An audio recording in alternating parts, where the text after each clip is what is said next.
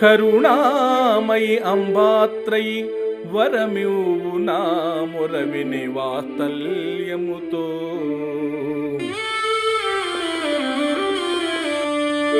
కరుణామయి అంబాత్రయి వరమివ్వు నా మొరవిని వాత్సల్యముతో. నెరవేర్చుము నా కోరిక, నెరవేర్చుము నా కోరిక. వరదాయిని విశ్వజనని వందనమీడెదల్, వరదాయిని విశ్వజనని వందనమిడెదల్.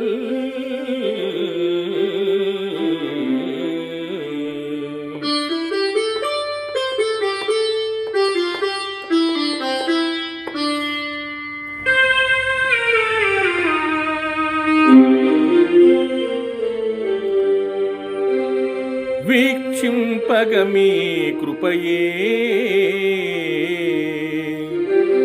వీక్షింపగ మీ కృపయే. నిక్షిప్తం బౌధనమని నెరిగితినమ్మా. శ్రీక్షేత్ర శుభ నివాసిని, శ్రీక్షేత్ర శుభ నివాసిని. అక్షయమౌ వరములొసగు అంబాత్రయమా, అంబాత్రయమా.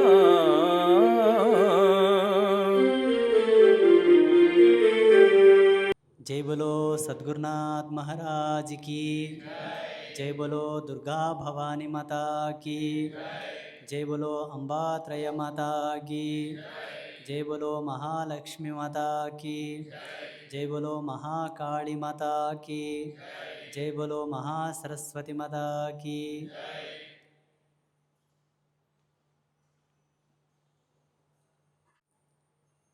శ్రీమద్దేవి భాగవత మహత్యం 1వ అధ్యాయం. ఈ దేవి భాగవత ప్రవచనాన్ని లోగడలో ప్రథమంగా ఎవరు విన్నారు, విన్న వాళ్ళకి ఎటువంటి లాభాలు వచ్చాయని సూత మహామునిని ఋషులు అడగగా, ప్రథమంగా శ్రీకృష్ణ పరమాత్మ యొక్క వృత్తాంతం చెప్పే వరకు వచ్చింది నిన్న. ఎందుకు కృష్ణ పరమాత్మ యొక్క తండ్రి వాసుదేవుడు ఎందుకోసం దేవి భాగవతం యొక్క ప్రవచనం వినాల్సి వచ్చింది, ఆ అవసరం ఏంటి, ఏ సమయంలో విన్నాడు, వింటే ఎటువంటి నియమాలు పాటించారని ఋషులు అడిగారు. అక్కడ వరకు నిన్న వచ్చింది. అప్పుడు సూత మహాముని ఋషులతో చెప్తున్నాడు, మహర్షులారా, భోజవంశంలో పుట్టిన సత్రాజిత్తు ద్వారావతిలో ఉంటూ సూర్యుడిని ఆరాధించి సూర్యలోకం దర్శించి వచ్చాడు. అతడిచ్చిన శమంతకమణిని సగౌరవంగా ధరించి మరో భాస్కరుడిలా వెలిగిపోతున్నాడు. ఒక రోజున శ్రీకృష్ణుడు సత్రాజిత్తును ఆహ్వానించి తన సుధర్మ సభలో అందరి ఎదుట అతిథి మర్యాదలు జరిపి సన్మానించాడు. ఆ సందర్భంలో అతడు తన శమంతకమణిని గురించి అందరికీ వివరించాడు. దాన్ని సూర్యుడు బహూకరించాడని, రోజు రోజుకి 8 బారువుల బంగారు ప్రసవిస్తుందని, రోగపీడలను తొలగజేస్తుందని చెప్పాడు. అందరూ విని ఆనందించి అభినందించి పంపించారు. భోజవంశంలో పుట్టినవాడు సత్రాజిత్తు ద్వారావతిలో ఉంటూ సూర్యుడిని ఆరాధిస్తూ ఉండేవాడు. ఆ సత్రాజిత్తు సూర్యభగవానుని మెప్పించి సూర్యుని చేత ఒక శమంతకమని ఒక మణిని పొందాడు. ఆ మణి ఏంటంటే రోజుకు 8 బారువుల బంగారు ఇచ్చేదట. ఆ మణిని ముందు పూజా మందిరంలో పెట్టుకొని దండం పెట్టుకుని, అమ్మా నాకు ఇంత బంగారు ఇవ్వంటే అట్లా కురిపించేదంట. ఆ మణికి అంత పవర్ ఉండేది. ఆ మణి ఉన్న ప్రదేశానికి రోగ భయము వచ్చేది కాదు, ఎటువంటి దుష్టగ్రహ పీడలు వచ్చేవి కావు, ఎటువంటి అపమృత్యు బాధలు వచ్చేవి కావు, ఏ సమస్య వచ్చేది కాదు. అంతటి శక్తివంతమైనటువంటి మణిని సత్రాజిత్తు సూర్యభగవానుని పూజించి ఆయనతోన తీసుకున్నాడు. అది అలా పొందినటువంటి సత్రాజిత్తును కృష్ణ పరమాత్మ తన యొక్క సభకు పిలిపించి సన్మాన సత్కారాదులు చేసి మర్యాదలు చేసి దాని యొక్క మహిమల లీలను విని ఆనందించి ఆ సభలో ఉన్న వాళ్ళందరూ కూడా ఆనందించారు. ఆయన ఇంటికి ఆయన వెళ్ళిపోయాడు, వీళ్ళ ఇంట్లోకి వీళ్ళు వెళ్ళిపోయారు. ఎవరిని? సత్రాజిత్తు. బాగా గుర్తుపెట్టుకోవాలి. సత్రాజిత్తు సూర్యభగవానుని ఆరాధించి శమంతకమణిని పొందినట్లు బయట ప్రచారం జరుగుతూ ఉంటే కృష్ణ పరమాత్మ పిలిపించి దాని యొక్క మహిమలు లీలలు విని ఆయనను సన్మానించి పంపుతాడు. సత్రాజిత్తు సోదరుడు ప్రసేనుడు.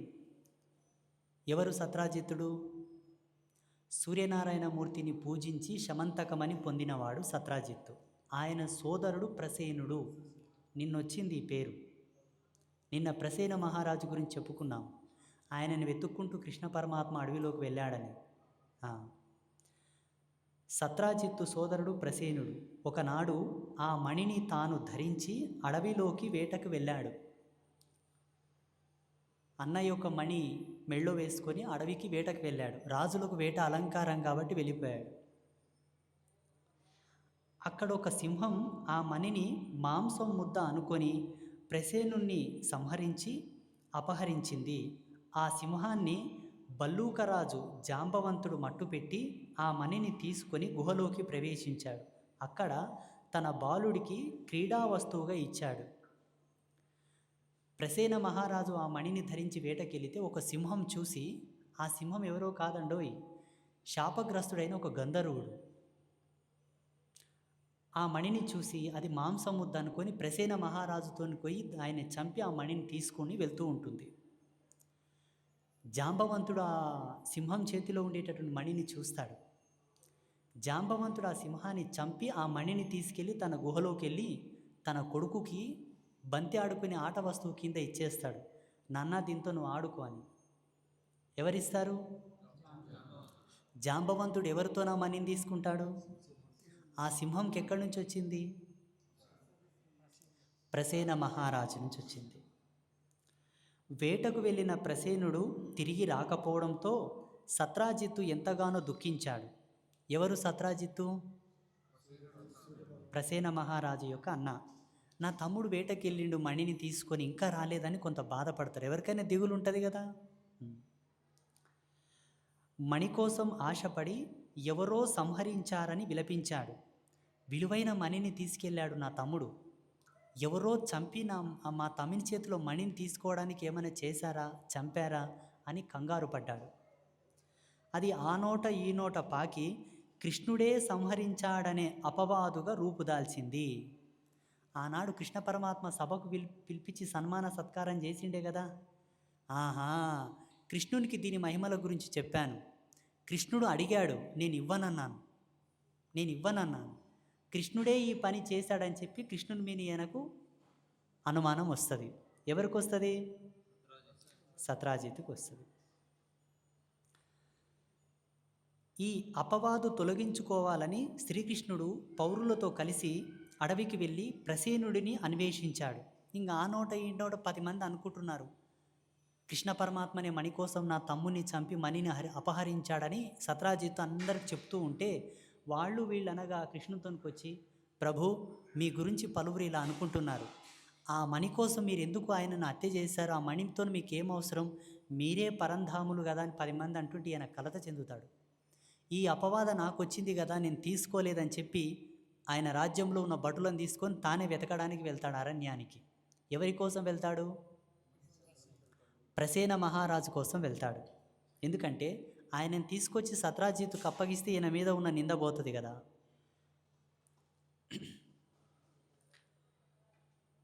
ప్రసేనుణ్ణి అన్వేషించాడు. మృతదేహం ప్రసేన మహారాజును అన్వేషిస్తూ ఉండగా కొంత దూరంలో మృతదేహం కనిపించింది. దాని పక్కనే సింహం అడుగుజాడలు కనిపించాయి. అటుపైని బల్లూకం అడుగుజాడలు కనిపించాయి. ఎండిపోయిన రక్తపు బిందువులతో వాటిని పోల్చుకుంటూ అటుపైని బల్లూకం అడుగుజాడలు కనిపించాయి. ఎండిపోయిన రక్తపు బిందువులతో వాటిని పోల్చుకుంటూ గుహ దగ్గరికి చేరుకున్నారు. పౌరులనందరినీ ఇక్కడే ఆగిపోమ్మని శ్రీకృష్ణుడు ఒక్కడే గుహలోకి ప్రవేశించాడు. మణితో క్రీడిస్తున్న బాలుని చూశాడు. ఆ మణిని అందుకోబోయాడు. దాది చూసింది, భయపడి అరిచింది. జాంబవంతుడు గుహలోపలి నుంచి ఒక్క దూకున వచ్చి కృష్ణుడితో కలియబడ్డాడు. 3 నవరాత్రుల కాలం ఘోర యుద్ధం సాగింది. కృష్ణ పరమాత్మ వారి భటులతోనే ప్రసేన మహారాజును వెతుకుతూ ఉంటే దూరంలో ఆయన మృతదేహం కనబడింది. మృతదేహం పక్కనే సింహము జాడలు కనబడ్డాయి. అటు పక్క మొత్తం ఎండిపోయిన రక్తపు చుక్కలు పడ్డాయి. ఆ రక్తపు చుక్కలు పడి పోతూ ఉన్న ప్రదేశంలో ఇంకొక బల్లూకపు అడుగుజాడలు పడ్డాయి. కృష్ణునికి అర్థమైంది, ఇక్కడేదో గొడవ జరిగింది. సింహం, రాజు, ఇంకొకరెవరో గొడవ పడి ఒకరినొకరు పోట్లాడుకున్నారు. మణి ఎవరితోనొకరితో ఉండి ఉండవచ్చు అని గ్రహించి సింహం చనిపోయింది, రాజు చనిపోయాడు. మిగిలిన ఒక జీవి మణిని తీసుకుపోవచ్చు అనుకొని ఆ జాడలను అనుసరిస్తూ వెళ్ళాడు.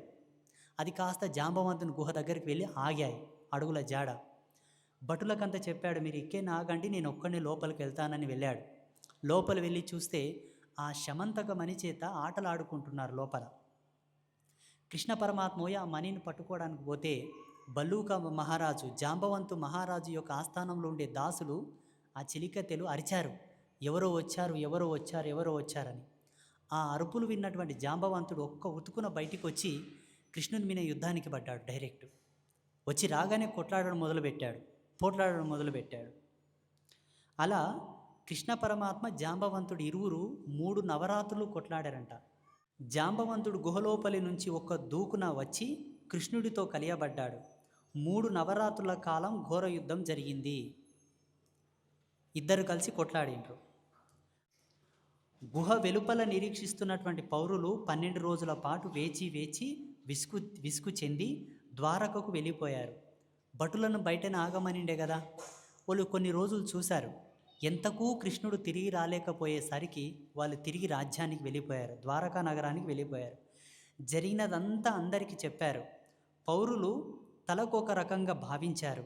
సత్రాజిత్తును తిట్టిపోశారు. శ్రీకృష్ణుణ్ణి పోగొట్టుకున్నామని విలపించారు. భటులు వెళ్ళి రాజ్యంలో చెప్పసాగారు, కృష్ణ పరమాత్మ మేము వెళ్ళి ఎతికాము, అక్కడ ఒక శవం కనిపించింది, కొన్ని అడుగుజాడలు కనిపిస్తే దాని పక్కన ఉండి వెళ్తూ ఉంటే ఒక గుహ దగ్గరికి వెళ్ళి ఆగాము. కృష్ణ పరమాత్మ గుహలోపలికి వెళ్ళాడు, మమ్మల్ని బయటనే ఉండమన్నాడు. కొన్నాళ్ళు చూశాము, పరమాత్మ రాలేదు. మరి ఏమైందో ఏమో, ఆయన ఎట్లున్నాడో ఏమో. ఈ సత్రాజిత్తు వల్ల ఈ అపవాదం పోవడానికి మేము వెళ్ళాం, మా రాజును కోల్పోయామని చెప్పేసి అందరూ తిట్టేశారు ఆయనని. సత్రాజిత్తుని తిట్టేశారు. వసుదేవుడికి ఈ వృత్తాంతం తెలిసింది. ఎంతగానో దుఃఖించాడు. ఎవరు వసుదేవుడు? శ్రీకృష్ణ పరమాత్మ తండ్రి. కృష్ణ పరమాత్మ గుహలోకి వెళ్ళాడు, మళ్ళీ రాలేదని తెలిసి నా కొడుకుకి ఏమైపోయిందో ఏమని ఆయన దుఃఖిస్తూ ఉన్నాడు. బంధువులందరూ శోకసాగరంలో మునిగిపోయారు. ఈ దుఃఖం నుంచి కోలుకోవడం ఎలాగా, మళ్ళీ మామూలు మనిషి కాగలనా అని వసుదేవుడి పరితపిస్తున్నాడు. ఆయన తన కొడుకని అక్కడ కాదు, కృష్ణ పరమాత్మకు ఆ యుగం లోపల అందరూ సాక్షాత్తు పరబ్రహ్మ స్వరూపంలో పూజించేవాడు. కృష్ణుడు లేని రాత్రి ఒక రాత్రి కూడా ద్వారకలో ఉండలేమన్నంత ప్రేమతో ఉండేవాళ్ళు ద్వారక ప్రజలందరూ. అన్ని రోజులు అయ్యింది, కృష్ణుడు వెళ్ళిపోయాడు, మళ్ళీ వస్తాడా రాడా అని ఆయనకు బెంగపట్టుకున్నది తండ్రికి. మళ్ళీ నేను కృష్ణుడు వచ్చి నా కలలో పడతాడా లేడా అనే ఒక బెంగతో ఆయన బాధపడుతున్నాడు కాబట్టి మళ్ళీ నేను మామూలు మనిషిని అవ్వగలనా కాదా అనే చింత పట్టుకున్న తండ్రికి.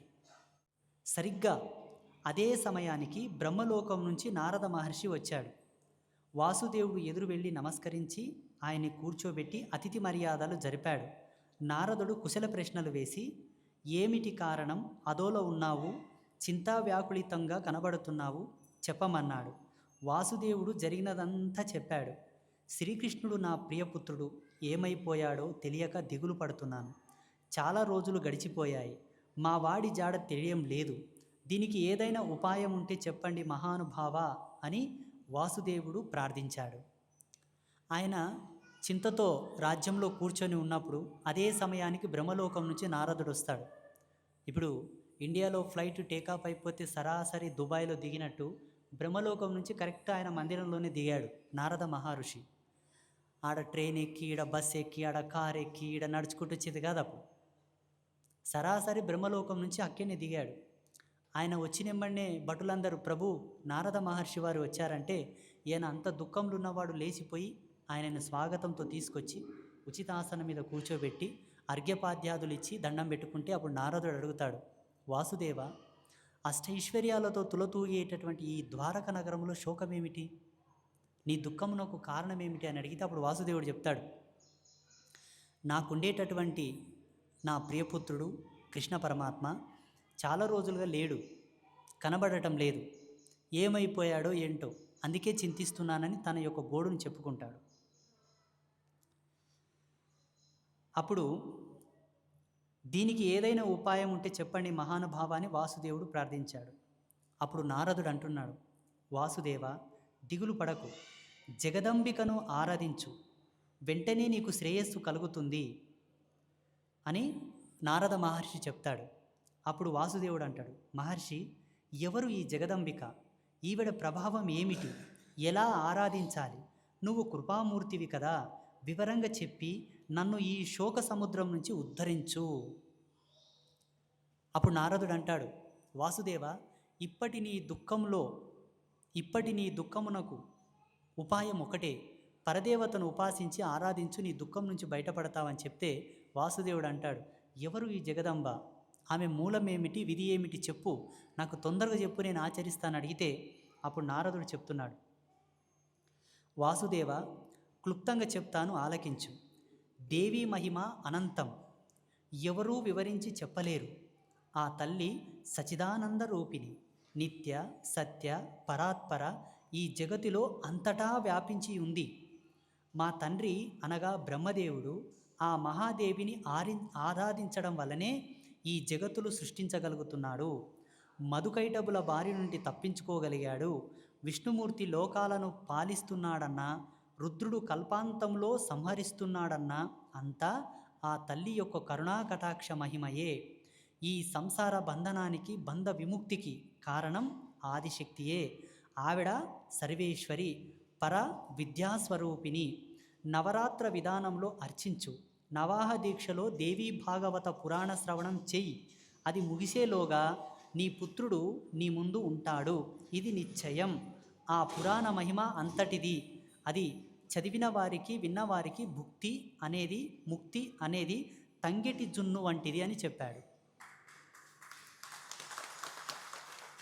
నారదుడు చెప్తున్నాడు, వాసుదేవ జగదంబ అసామాన్యమైనటువంటి శక్తిమంతురాలు, ఆవిడే పరాత్పరి. బ్రహ్మదేవుడి నాడు సృజన చేస్తున్నాడంటే ఆ తల్లి యొక్క కరుణ, విష్ణుమూర్తి పరిపాలిస్తున్నాడంటే ఆ తల్లి యొక్క కృప, రుద్రుడు ప్రళయకాలంలో అన్నిటినీ తీసుకొని లయం చేసుకుంటున్నాడంటే అంతటి దారుణ శక్తి జగదంబ యొక్క ఆశీర్వాదం వల్లే వచ్చింది. ఆ తల్లి సామాన్యమైన తల్లి కాదు. 9 రోజులు దీక్షగా దేవీ భాగవత పురాణాన్ని నువ్వు శ్రవణం చేయి. నీవు ప్రారంభం చేసి ముగించేలోపు తప్పకుండా నీ కొడుకు నీ ముందు ఉంటాడు, ఇది నిశ్చయం. భక్తిగా శ్రద్ధతో అమ్మ మీద భారం వేసి నువ్వు ప్రారంభించని చెప్తాడు. ఎవరు చెప్తారు? నారదుడు చెప్తాడు. ఎవరికి చెప్తాడు? ఎందుకోసం? శ్రీకృష్ణ పరమాత్మ యొక్క జాడ తెలియాలని, ఆ శ్రీకృష్ణ పరమాత్మ తన రాజ్యానికి తిరిగి రావాలని. అవునా? నారద నీ మాటలు వింటుంటే జ్ఞాపకం వచ్చింది. అవును, నాకు తెలిసిన ఒక దేవీ మహిమ చెబుతాను, విను. అప్పుడు వాసుదేవుడు చెప్తున్నాడు, అవును నారద, నీవు ఆ తల్లి గురించి చెప్తుంటే నాకు ఒక కథ గుర్తుకొస్తుంది. నా జీవితంలో జరిగిన ఒక ప్రత్యక్ష సంఘటన చెప్తాను, ఒకసారి విను అని వాసుదేవుడే నారదునికి చెప్తున్నాడు. ఏమని? దేవకీదేవికి 8వ సంతానంగా జన్మించిన వాడి చేతిలో కంసుడు మరణిస్తాడు అని అలనాడు అశరీరవాణి చెప్పింది. అది విన్న కంసుడు నన్ను దేవకిని కారాగారంలో బంధించాడు. పుట్టిన శిశువును పుట్టినట్టు 6గురిని పొట్టన పెట్టుకున్నాడు. దేవకిదేవి గర్భశోకానికి అంతం లేదు, రెయ్యింబవళ్ళు విలపించింది. అప్పుడు ఒక రోజున నేను మా కులగురువు గర్గుడితో రహస్యంగా సంప్రదించాను. ఒక్క పుత్రుడినైనా నాకు దక్కించుకునే ఉపాయం చెప్పమన్నాను. దుర్గాదేవిని ఆరాధించు, అదే తరుణోపాయం, ఆ తల్లి అనుగ్రహిస్తే నీ కోరిక నెరవేరుతుంది అన్నాడు. వాసుదేవుడు చెప్తున్నాడు, తన చెల్లెలి గర్భమునందు ఎంతమంది పుడతారో పుట్టిన వాళ్ళతోనే కంసుడు మరణిస్తాడని అశరీరవాణి పలికింది విని తల్లిని భావను చెరసాలలో బంధించి పుట్టిన పిల్లల్ని పుట్టినట్ల 6గురిని చంపుతాడు కంసుడు. అలా చంపుతూ ఉంటే వాసుదేవుడు ఏం చేస్తాడంటే వాళ్ళ కులగురువు అయినటువంటి గర్గ మహర్షితోనికి వెళ్తాడు. మహర్షి, మా బావ ఇటువంటి పనులు చేస్తున్నాడు, ఒక్క కొడుకన నాకు దక్కే ఉపాయం చెప్పంటే అప్పుడు గర్గ మహర్షి అన్నాడు, దుర్గాదేవి ఆరాధించి దుర్గాదేవిని నువ్వు పూజిస్తే ఆ తల్లి ఒక్కటే ఈ దుర్గతి నుంచి నిన్ను తప్పించగలదు, ఆ తల్లి ఒక్కతే నిన్ను కాపాడగలదని ఆనాడు గర్గ మహర్షి చెప్పింది ఇప్పుడు గుర్తుకు వస్తుందని వాసుదేవుడు నారదుడికి చెప్తున్నాడు. అప్పుడు నేను కారాగారంలో ఉన్నాను, ఎలా ఆరాధించను? అందుకని నా పక్షాన నువ్వే ఆ తల్లిని ఆరాధించి ప్రసన్నురాలిని చెయ్యి అని అభ్యర్థించాను. వాసుదేవుడు అప్పుడు దేవకి వసుదేవులు ఇద్దరు కూడా చెరసాలలో ఉన్నారు కదా. ఋషి ఆయన చెప్పడం నేను పెద్ద ఆశ్చర్యం లేదు, ఏమైనా చెప్తాడు. ఇప్పుడు నేను చెప్తలేనా? మీ పరిస్థితులు ఏంటో మీకు తెలుసు కదా. వసుదేవుడు అన్నాడు, స్వామి నేను చెరసాలలో ఉన్నాను, వ్రతం చేయాలంటే వ్రతపీఠ కావాలి, పూజ చేయాలంటే సామాగ్రి కావాలి, ఈ చెరసాలలో తాదమంటే నీళ్ళు లేవు, నేను చేయలేను. నా పక్షాన నువ్వు గురువు కాబట్టి గురువు ఏం చేస్తే అది శిష్యునికి వస్తుంది, శిష్యుడు ఏం చేస్తే గురువుకి అది వస్తుంది. ఇరువురికి భేదం లేదు. శిష్యుడు శరీరం అయితే గురువు ఆత్మ. నీవు చెయ్యి, ఆ పుణ్యఫలం నాకు ధారబోయి అని అడుగుతాడు. ఎవరిని?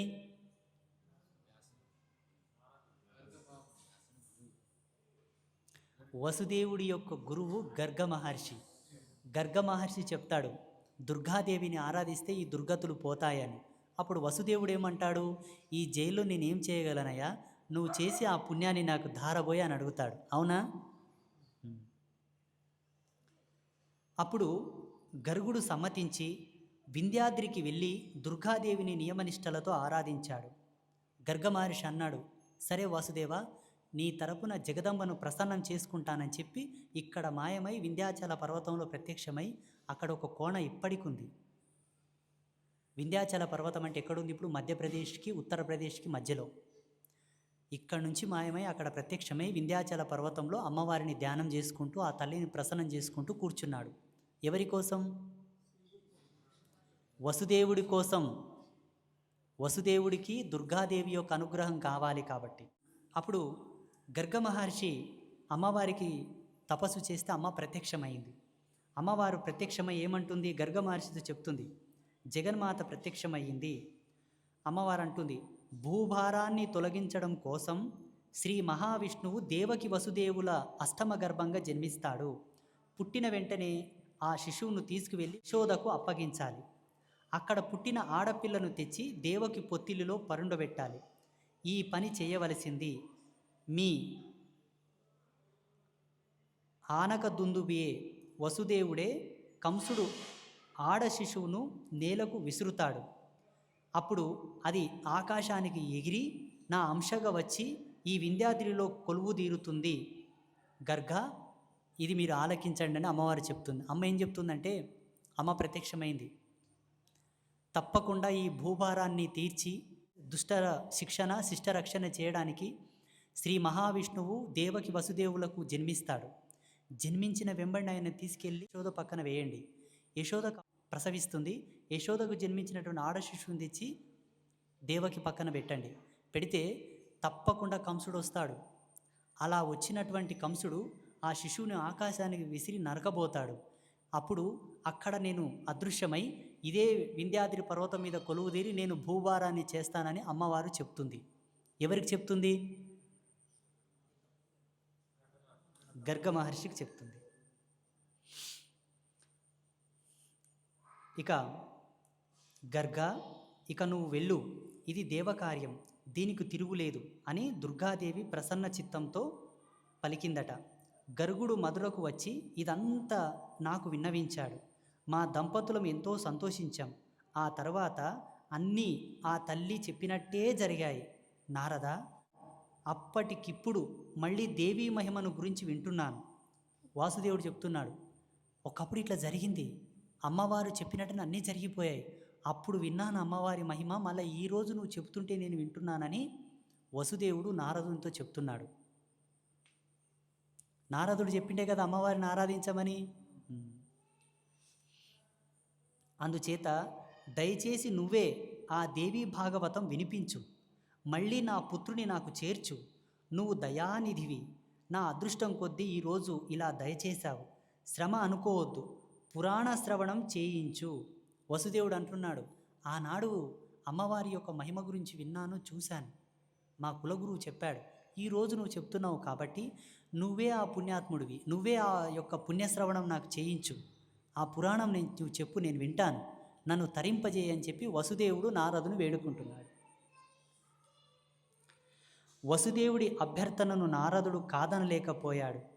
ఒక మంచి రోజున, మంచి ముహూర్తాన దేవీ భాగవత పురాణ ప్రవచనం ఆరంభించాడు. ఎవరు ఆరంభించారు? ఎవరి కోసం? కృష్ణ పరమాత్మ తిరిగి రావడానికి. నిర్విఘ్న పరిసమాప్తి కోసం బ్రాహ్మణులు వినాయక పూజలు చేసి నవాక్షర మహాదేవి మంత్రాన్ని జపించారు. నవాక్షర మహాదేవి మంత్రం అంటే నవాక్షర మహామంత్రం ఏది? ఓం ఐం హ్రీం క్లీం చాముండాయై విచ్చే. చూడండి, ఎప్పటి నుంచి ఉంది మంత్రం? ఈ మధ్యలో దేవీ మూల మంత్రం మీద అపోహాలు చాలా ఉన్నాయి. యూట్యూబ్లో చాలా వీడియోలు వస్తాయి. చండీ మంత్రం బయటికి చెప్పకూడదు, చండీ పారాయణం బయటికి చేయకూడదు అని లేనిపోయిన అపోహాలు పెట్టారు. అప్పటి నుంచి దేవీ మూల మంత్రం ఉన్నది, బాగా గ్రహించగలరు. మార్కండేయ పురాణంలో చెప్పిన దేవీ స్తోత్రాలు పఠించారు. ప్రథమ స్కందంతో ఆరంభించి నవాహ దీక్షతో 12 స్కందాలు ప్రవచనం పూర్తి చేశాడు. 12 స్కందాలు ప్రవచనం పూర్తి చేశాడు నారదుడు. వసుదేవుడు భక్తి శ్రద్ధలతో భాగవతామృతాన్ని ఆస్వాదించాడు. 9వ రోజున పురాణం పూర్తి కాగానే ప్రసన్న చిత్తంతో నారదుడికి పూజా సత్కారాలు జరిపాడు వాసుదేవుడు.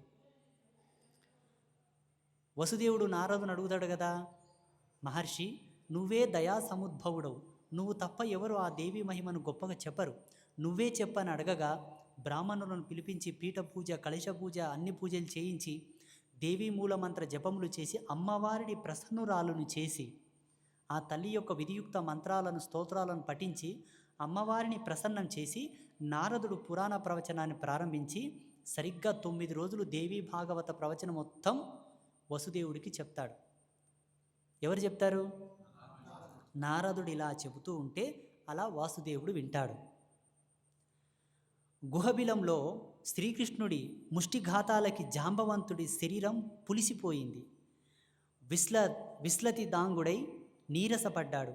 అప్పటికి శ్రీకృష్ణుడి భగవంతుడిగా గుర్తించగలిగాడు.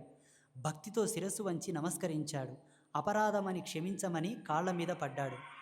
అక్కడ జాంబవంతుని కృష్ణునికి యుద్ధం పడిండే కదా, ఈయన యుద్ధానికి ఆయన భరించలేపక అలసిపోయి ఈయన సాక్షాత్తు పరమాత్మని అని చివరికి గ్రహించి కాళ్ళ మీద పడిపోయి, పరమాత్మ నన్ను మన్నించు, నీ శక్తిని నేను ఎరుగజాలకున్నాను, నాకు తెలియకనే నీతో యుద్ధానికి తలపడ్డాను, నన్ను మన్నించు, క్షమించు, శరణు శరణు శరణు శరణని కాళ్ళ మీద పడతాడు.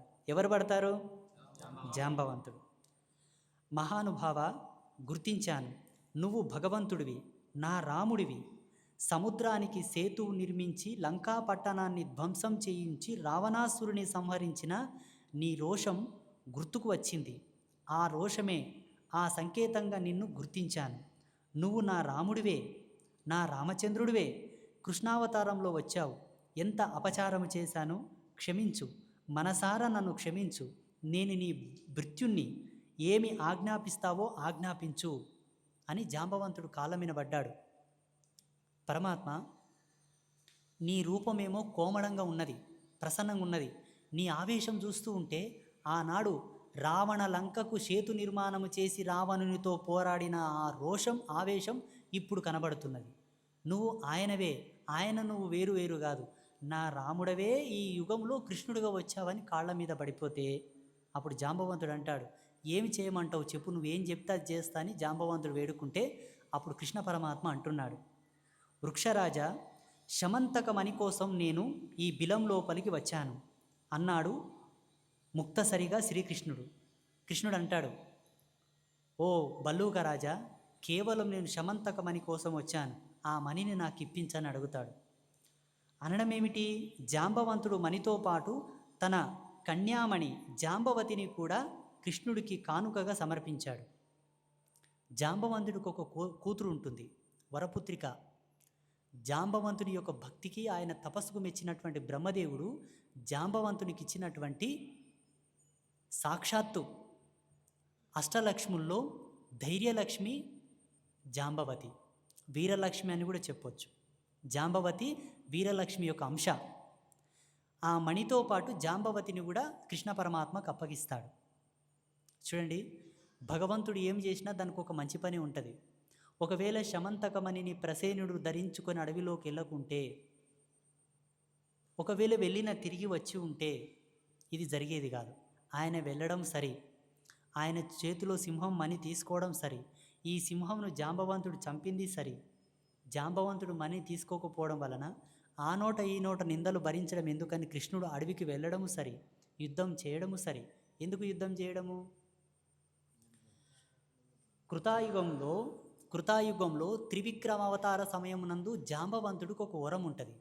అది తీరక త్రేతాయుగంలో రాముడికి సేవ చేసి కొంత రుణం తీర్చుకుంటాడు, ఇంకొంచెం మిగిలిపోతుంది. శ్రీరామ పట్టాభిషేకం అయిపోయిన తర్వాత జాంబవంతుడు అడుగుతాడు, పరమాత్మ నన్ను ఎలా నన్ను ఉద్ధరిస్తావంటే, ద్వాపర యుగంలో నేను కృష్ణుడనై వస్తాను, అప్పుడు నువ్వు నాతో యుద్ధం చేసి ముక్తిని పొందుతావని వరం ఇస్తాడు. ఇదొక కథ. ఒకవేళ జాంబవంతుడు మణిని తీసుకోకపోకుంటే కృష్ణుడు పోకుండే కదా. కృష్ణుడు పోవడం వల్ల యుద్ధం జరిగింది, ఆయనకు శాప విముక్తి అయింది, ఆయన అవతార సమాప్తి, అవతార శాంతి జరిగింది. జాంబవతిని కృష్ణుడు కళ్యాణం ఆడాలి. ఎందుకంటే అష్టలక్ష్ములు ద్వాపర యుగంలో జన్మిస్తారు. ఒక్కొక్క సంఘటనలో ఒక్కొక్క లక్ష్మి ఆయన కళ్యాణం చేసుకొని అష్టభార్యలను వివాహం ఆడిన తర్వాతనే వాళ్ళు అష్టసిద్ధులుగా కృష్ణుడి యొక్క కిరీటంలో నెమలి పింఛంలో రూపంలో ఆయన ఆత్మలో అష్టసిద్ధుల రూపంలో ఉంటారన్నది కృష్ణ పరమాత్మ యొక్క అవతారానికి ఉండేటటువంటి పరమార్థం. మరి వీరలక్ష్మి ఆయనకు దొరికేది కాకుండే కదా. పరమాత్మ ఏమి చేసినను దాంట్లో ఏదో ఆంతర్యం ఉంటుంది. అప్పుడు ఆ శమంతకమణితో పాటు తన యొక్క సుపుత్రికామణిని కూడా కృష్ణ పరమాత్మకు అప్పగిస్తాడు. అర్ఘ్యపాద్యాదులతో అర్చించాడు. రెండింటిని స్వీకరించి శ్రీకృష్ణుడు సంతోషంగా ద్వారావతికి చేరుకున్నాడు. జాంబవంతుడు కన్యాదానం చేసి జాంబవతిని కృష్ణ పరమాత్మకిచ్చి మణిని కూడా ఇచ్చి పూజించి దండం పెట్టుకొని నమస్కరించుకుంటే మణితో పాటు జాంబవతిని తీసుకొని ద్వారావతికి వెళ్ళిపోతాడు. ఎవరు? శ్రీకృష్ణ పరమాత్మ. దేవీ భాగవత శ్రవణం పూర్తి చేసి నారదుని సత్కరించి నిలబడ్డ వసుదేవుడి కళ్ళకి గుమ్మంలో శ్రీకృష్ణుడు శమంతకమణితో పాటు కన్యామణితో కనిపించి కనువిందు చేశాడు. అప్పుడే భాగవత ప్రవచనం అయిపోయింది. నారదుడికి దక్షిణ తాంబూలాలు ఇచ్చి నమస్కారం చేస్తూ ఉండగానే అట్లనే కృష్ణుడు కనబడతాడు. వసుదేవుడు దేవి భాగవత పురాణ శ్రవణం ఎందుకోసం చేసిండే? కృష్ణుడు రావాలని. సరిగ్గా దేవి భాగవత పురాణ ప్రవచనం అయిపోగానే శమంతకమణితో పాటు కాంతామణిని కూడా తీసుకొని కృష్ణుడు వసుదేవుడు కనబడతాడు. దేవి భాగవత పురాణ ప్రవచనాన్ని విన్నవాళ్ళు, వినిపించిన వాళ్ళు, చెప్పేవాళ్లకు లోగడలు ఏదైనా నెగిటివ్ ఇష్యూతో ఏదైనా అపవాదాలు వాళ్ళ మీద ఉన్న పోతాయి. ఇక్కడ కృష్ణ పరమాత్మకు నింద వాయే కదా. మణి తెచ్చి సత్రాజిత్తుకి ఇస్తాడు, ఇంకా సత్రాజిత్తుకున్న నెగిటివ్ ఫీలింగ్ కూడా వాయే కదా. నెగిటివ్ ఫీలింగ్ వాయే. పోయిన వసుదేవుడు కొడుకొచ్చే, కొడుకుతో పాటు మణి వచ్చే, మణితో పాటు కాంతామణి వచ్చే. అక్కడ అవతార సమాప్తి ఎవరిది? జాంబవంతుని యొక్క అవతారానికి పరిసమాప్తి, ఆయన అవతారానికి ఒక పరమార్థం. కృష్ణ పరమాత్మ అవతారంలో వీరలక్ష్మిని తీసుకోవాలి, జాంబవతి అంశతో పుట్టిన జాంబవతిని. ఇన్ని మంచిలు జరిగినాయి చూడండి. అంటే ఒక దెబ్బకు 2 పిట్టలు అంటారు కదా, ఇక్కడ ఒక దెబ్బకు 4 పిట్టలు కదా. అప్పుడు వసుదేవుడికి తనువు పులకించిపోయింది, కన్నుల్లో ఆనంద బాష్పాలు. శ్రీకృష్ణుడి రాకతో నారదుడు సంతోషించి అందరినీ ఆశీర్వదించి సెలవు తీసుకోమన్నాడు. బ్రహ్మసభకు నారదుడు వెళ్ళిపోయాడు. కృష్ణుడు రాగానే అందరూ ఆనందంతో ఏడ్చేశారు. కృష్ణుడు రావడం వల్ల అందరూ ఆనందంతో పులకించిపోయారు. అప్పుడు నారదుడు కూడా సంతసించాడు. చూడండి, వసుదేవ భగవతిని ఆరాధించి భగవతి యొక్క పారాయణాన్ని, భగవతి యొక్క భాగవత శ్రవణాన్ని చేస్తే తప్పకుండా కృష్ణుడు వస్తాడు అని అనిండే కదా. చెప్పిన ఋషివాక్యం సత్యం, ఆయన వాక్కు ఫలించింది. ఇక్కడ అర్థమైందా? ఈ భాగవతం వినడం వల్ల మీకు ఎన్నో లాభాలు ఉన్నాయని నేను చెప్తున్నాను కదా. ఉండొచ్చు, ఫలితాలు ఉండొచ్చు. చెప్పే వ్యక్తి యొక్క వాక్కు సత్యమైతేనే ఈ ఫలితాలు మిమ్మల్ని తొందరగా ఆవరిస్తాయి, లేకపోతే కొంచెం నిదానం అవుతాయి. వాక్కు ప్రధానం. నారదుడు చెప్పాడు, తప్పకుండా నీ కొడుకు వస్తాడు, తజ్జం అన్నాడు, వచ్చేశాడు. వచ్చాడా? అన్నీ చూసి నారదుడికి, అమ్మా నేను చెప్పింది కూడా సత్యమైంది, నా తపస్సు ఫలించిందని ఆనందంగా మళ్ళీ బ్రహ్మలోకంకి వెళ్ళిపోయాడు. ఎవరు వెళ్ళిపోయారు? ఆ. ఇదంతా ఎవరు చెప్తున్నారు? శౌనకాది మహామునులకు సూత మహర్షి చెప్తున్నాడు. అవునా? అవునా? నిన్న విన్నారు కదా. అప్పుడు సూత మహర్షి అంటున్నాడు, శౌనకాది మహామునులారా, ఇది హరిచరిత. దీన్ని విన్నవారికి, చదివిన వారికి అపవాదులు, అపయశస్సులు తొలగి సుఖ సంతోషాలు పుష్కలంగా లభిస్తాయి, కోరికలన్నీ తీరుతాయి, జన్మాంతంలో ముక్తి లభిస్తుంది. చూడండి, ముక్తి దొరకాలంటే 3 చేయాలి: మోహక్షయం, జన్మ పరిపూర్ణ త్యాగక్షయం, ఈశ్వర అంకిత భావం ఉంటే తప్ప ముక్తి రాదు. కేవలం ఈ భాగవతాన్ని వినడంతోనే అది వస్తుందంట. చూడండి ఎంత అదృష్టం. మోహము వీడి ఉండగలడు ఎవడన్నా? మోహము వీడి ఉండగలడా? అది సాధ్యం కాదు. భగవంతుని అంటే మోహం ఉండుట కూడా మాయ. అమ్మవారంటే నాకు మోహం, మోహము లేని చిత్తమే ముక్తికి నిలయం. అంతటి కాఠిన్యంగా సంపాదించాల్సిన ముక్తి కేవలం ఈ భాగవతాన్ని వింటే వస్తుందంట. సూత మహాముని శౌనకాది ఋషులకు చెప్తున్నాడు. అర్థమైందా? ఉదాహరణకి, గురుదేవ, మీకు సందేహం రావచ్చు, గురుదేవ కేవలం వినడంతోనే ఎంత ముక్తి ఎట్లా వస్తుంది? రాదు కదా. వస్తుందా? రాదు కదా. వస్తుంది. ఎలా? దానికి ఒక అర్థం చెప్తాను. నీకు ఇష్టమైన రొమాంటిక్ సాంగ్ వింటే నీ తనువు పులకించిపోతుందా? పోదా? పోదా? నాకైతే గూస్ బంప్స్ వస్తాయి. నేను శ్రీకృష్ణుని సాంగ్ ఒకటి ఉంటుంది, నేను ఎప్పుడు లాంగ్ డ్రైవ్ వెళ్తే ఆ పాట వింటాను. అమ్మవారి పాట ఒకటి ఉంటుంది, ఎప్పుడు నేను లాంగ్ డ్రైవ్ అయినా 2 పాటలు వింటాను. అవి వినగానే నాకు గూస్ బంప్స్ వస్తాయి, అలా సమాధి స్థితిలోకి వెళ్ళిపోతాను. పోమా? సంగీతమునకు రాళ్లను కదిలించే శక్తి ఉంది, సంగీతమునకు నీళ్లను కదిలించే శక్తి ఉన్నది, సంగీతమునతో నిప్పును సృష్టించే శక్తి ఉన్నది. ఎందుకంటే సంగీత సప్తస్వరాలు మొత్తము కూడా, సంగీత సప్తస్వరాలు సప్తమాతృకలు. సరిగమ పదని ఉంది కదా, సప్తస్వరాలు సప్తమాతృకలు, అధిష్టాన దేవతలు వాళ్ళే. దేవతలు, దేవతకు సాధ్యంగా ఏదైనా ఉందా? అక్కడ శౌనకాది మహర్షులకు సూత మహాముని చెప్తున్నాడు, దేవి భాగవత మహత్యాన్ని తెలియజెప్పే మరొక ఇతిహాసం ఉంది, అది కూడా వినిపిస్తాను, శ్రద్ధగా వినండి అంటూ సూత మహర్షి కొనసాగించాడు. పూర్వకాలంలో ఒకప్పుడు అగస్త్యుడు లోపాముద్రతో కలిసి కైలాసానికి వెళ్ళి కుమారస్వామిని అభ్యర్థించి కథలు, గాథలు అనేకం తెలుసుకున్నాడు. తీర్థ, దాన, వ్రత మహత్యాలు ఎన్నో షణ్ముఖుడు చెప్పగా విని ఆ వృద్ధ దంపతులు ఎంతగానో ఆనందించారు. అయినా తృప్తి కలగలేదు. లోకహితము కోరి దేవీ భాగవతం గురించి, దాని యొక్క మహిమ గురించి చెప్పమని అడిగారు. త్రిలోక జనని ఆ పురాణంలో కీర్తింపబడిందట కదా, మాకు తెలియజెప్పవా అని అభ్యర్థించాడు. స్కందుడు ఆరంభించాడు. ఇప్పుడు సూత మహాముని శౌనకాది ఋషులకు చెప్తున్నాడు, ఇక్కడ కృష్ణ పరమాత్మ కథ ఇవల్ల చెప్పిన కదా, దేవి భాగవతాన్ని వింటే ఎంత పుణ్యం వస్తూ చెప్పాను కదా, దానికి సమానమైనటువంటి ఇంకొక పుణ్యకథ చెప్తా వినండి అని ఋషులకు చెప్తున్నాడు. పూర్వం అగస్త్య మహర్షి గురించి ఎంతమందికి తెలుసు? అగస్త్య మహర్షి యొక్క భార్య లోపముద్రాదేవి. వీళ్ళిద్దరు కలిసి కైలాసానికి వెళ్ళారు.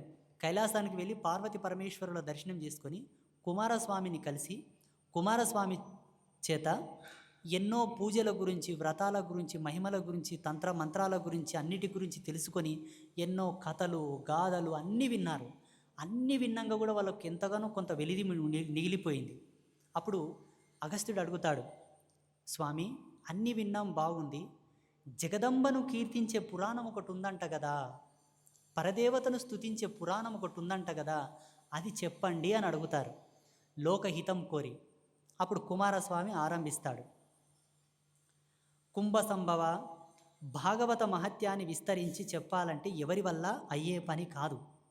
నువ్వు అడిగావు కనుక క్లుప్తంగా చెప్తాను. సచిదానంద రూపిణి జగదంబిక భుక్తి ముక్తి ప్రదాయినిగా సాక్షాత్కరించేది దేవి భాగవతంలోనే. అంచేత దేవి భాగవతం అంటే దేవీ వాంగ్మయ రూపం. దీని పఠన శ్రవణాదులకు దుర్లభమైనది ఏది ఈ సృష్టిలో లేదు. కుమారస్వామి అంటున్నాడు, కుంభ సంభవ. ఎవరు? అగస్త్య మహర్షి యొక్క పేరు. ఆయన పేరుకు కుంభ సంభవ అనే ఒక బిరుదున్నది. ఆయన పుట్టుకకు సంబంధించిన కారణం అది. కుంభ సంభవ, సంతోషం నేను చెప్తాను, కానీ అమ్మవారిని గురించి చెప్పడం ఎవరి వల్ల కాదు. సచిదానంద స్వరూపిణి అయినటువంటి ఆ తల్లిని గురించి చెప్పేటటువంటి భాగవత పురాణాన్ని నాకు తెలిసింది, నాకు తోచింది నేను చెప్తాను, శ్రద్ధగా విను అని చెప్తున్నాడు. వెనుకటికి వివస్వంతుని కొడుకు శ్రాద్ధాదేవుడని ఒక మహారాజు ఉన్నాడు. అతడికి ఎంతకాలానికి పిల్లలు కలగలేదు. మగబిడ్డ కలగాలని ఆకాంక్షించి వశిష్ఠుల వారి అనుమతితో ఒక ఇష్టిని అనగా పుత్రకామేష్టి నిర్వహించాడు. కుమారస్వామి అగస్త్యునికి చెప్తున్నాడు, వెనకటికి శ్రాద్ధాదేవుడని ఒక మహారాజు ఉన్నాడు. ఆయనకు సంతానం కలగలేదు. పుత్ర సంతానం కలగాలని ఒక పుత్రకామేష్టి యాగాన్ని వశిష్ఠ మహర్షి యొక్క సలహాలతోటి ఆరంభించాడు. అతడి భార్య తనకు ఆడపిల్ల కావాలని ఆ విధంగా హోమం నిర్వహించమని అభ్యర్థించింది. హోత అలాగే హోమం చేశాడు. ఇష్టి పూర్తయింది. కొంతకాలానికి శ్రాద్ధాదేవి గర్భం ధరించింది. ఆడపిల్లను ప్రసవించింది. ఇలాదేవి అని పేరు పెట్టారు. వివస్వంతుడని ఒక రాజు, శ్రాద్ధాదేవి అని ఇద్దరు భార్యాభర్తలు. వివస్వంతుడు, శ్రాద్ధాదేవి అని. అయితే వివస్వంతుడికేమో కొడుకు పుట్టాలని కోరిక, శ్రాద్ధాదేవికేమో బిడ్డ పుట్టాలని కోరిక. అప్పుడు యజ్ఞం చేసేటటువంటి ఆచార్యులకు చెప్పింది. ఇప్పుడు మనకు యాగం చేయనికి ఆచార్యులు వస్తారు కదా. నేను మన చంద్రశేఖర్ ఆచార్యులకు చెప్పాను మొన్న వారాహి నవరాత్రులు చేసేటప్పుడు, ఆచార్యులు గారు ఈ వారాహి నవరాత్రుల మహిమ అంతా కూడా ఈ చుట్టుపక్కల ఉండేటటువంటి భూములని మనకు వచ్చేటట్టుగా చేయమన్నాను. ఆయన సంకల్పం చేశాడు. ఆల్రెడీ కొంత భూమి వచ్చేసింది. ఈమె ఏం చేసింది, నాకు మంచి ఆడబిడ్డ పుట్టేటట్టుగా యజ్ఞం చేయమన్నది. ఆచార్యులు చేశారు. చేసినటువంటి యజ్ఞఫలం సఫలమైంది. ఆ శ్రాద్ధాదేవికి ఆడబిడ్డ పుట్టింది. పుట్టినటువంటి ఆడబిడ్డకు ఇలా అని పేరు పెట్టారు. ఇలా అంటే అర్థం ఏంటో తెలుసా? పరంజ్యోతి, పరాత్పరి, అనంత శక్తి. అందుకే మహమ్మదీయులు కూడా లా ఇలా ఇల్లల్లా అని చదువుతారు. ఇలా అంటే సుప్రీం పవర్. అర్థమైందా? వాళ్ళు కొలిసేది కూడా పరదేవతనే. హిబ్రూ భాషలో వాళ్ళు నమాజ్ చేస్తారు. అది మనకు అర్థమై సావదు.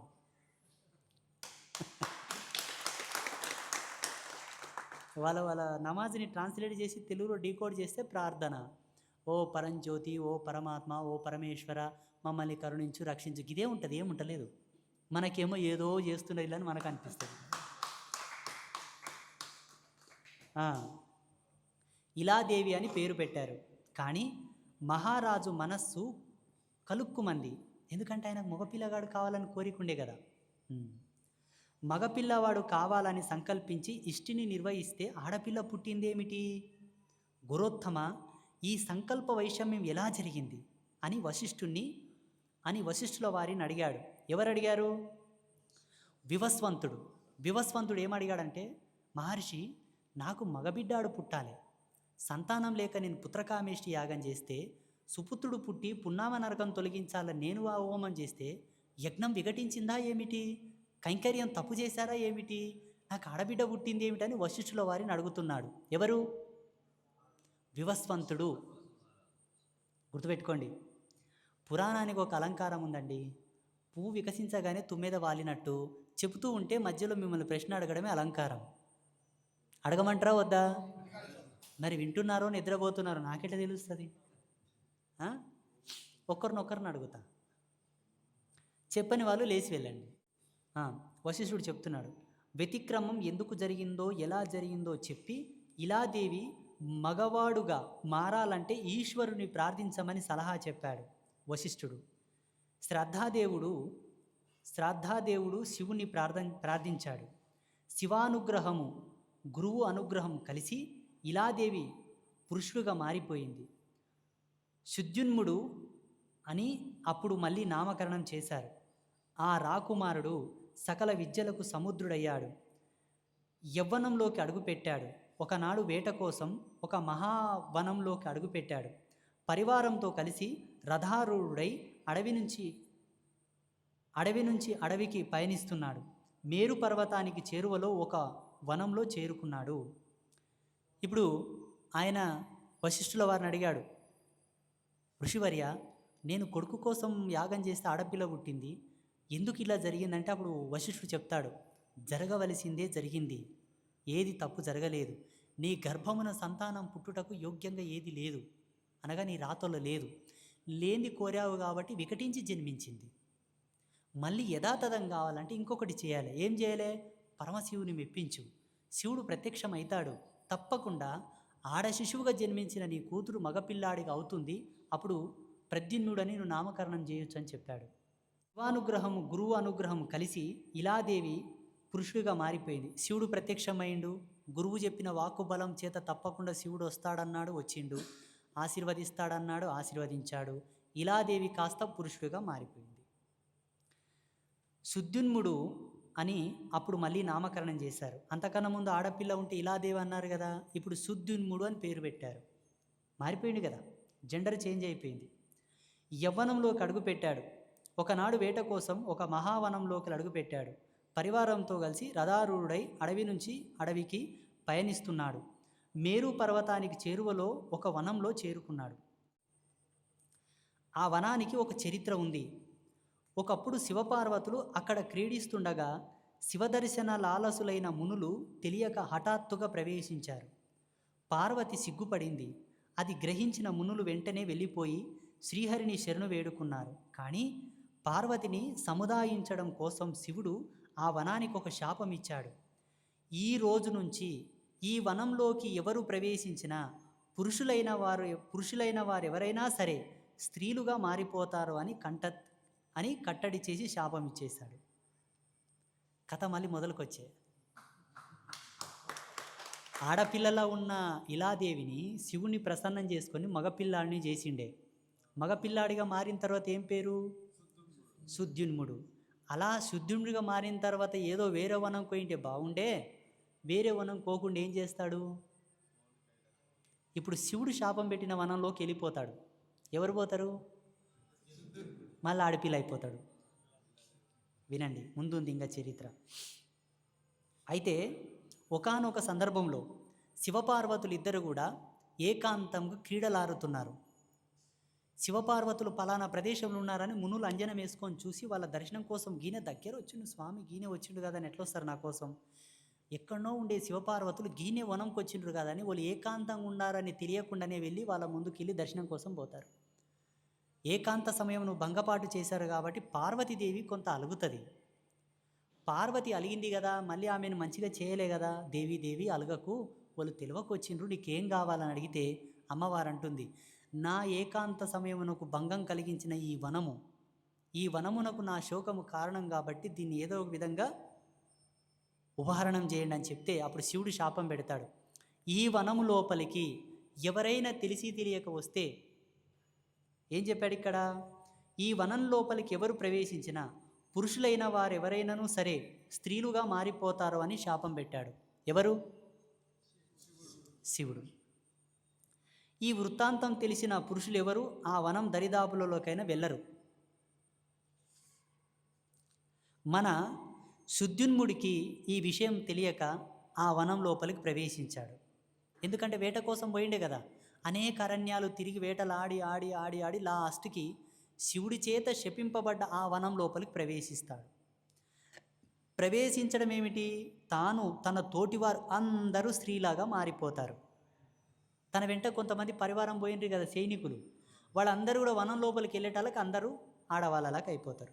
హతవిధి సుడు కాలమయం ఎక్కనుంటే ఎక్కడొచ్చా మళ్ళా ఈ శివపార్వతులు ఎందుకు పోవాలి, ఆ మునులు ఎందుకు రావాలి, ఇతను ఎందుకు శాపం పెట్టాలి, ఇతను శాపం పెట్టిన వనంలోకి ఈతను ఎందుకు పోవాలి? మళ్ళీ ఆల్రెడీ ఫీమేల్ నుంచి మేల్ అయ్యిండే, మళ్ళీ మేల్ ఐడి నుంచి ఫీమేల్ ఐడి పొందాల్సి వస్తుంది. అవునా? మగ గుర్రాలు కూడా ఆడగుర్రాలు అయిపోయాయి, మగ గుర్రాలు కూడా ఆడగుర్రాలు అయిపోయినవి. గుర్రాల మీద పోతారు కదా, కారణం తెలియక అందరూ నివేరిపోయారు. చేసేది లేక అలాగే ఆ అరణ్యంలోనే సంచరించారు. అరే ఏంటి మేమందరం ఆడేలా, గుర్రాలు కూడా ఆడివైపోయినాయి, అందరు ఆడే, అరే నీవు ఆడిపిల్ల నేను ఆడిపిల్ల, ఆ, ఆ, ఆ, ఆ, ఆ.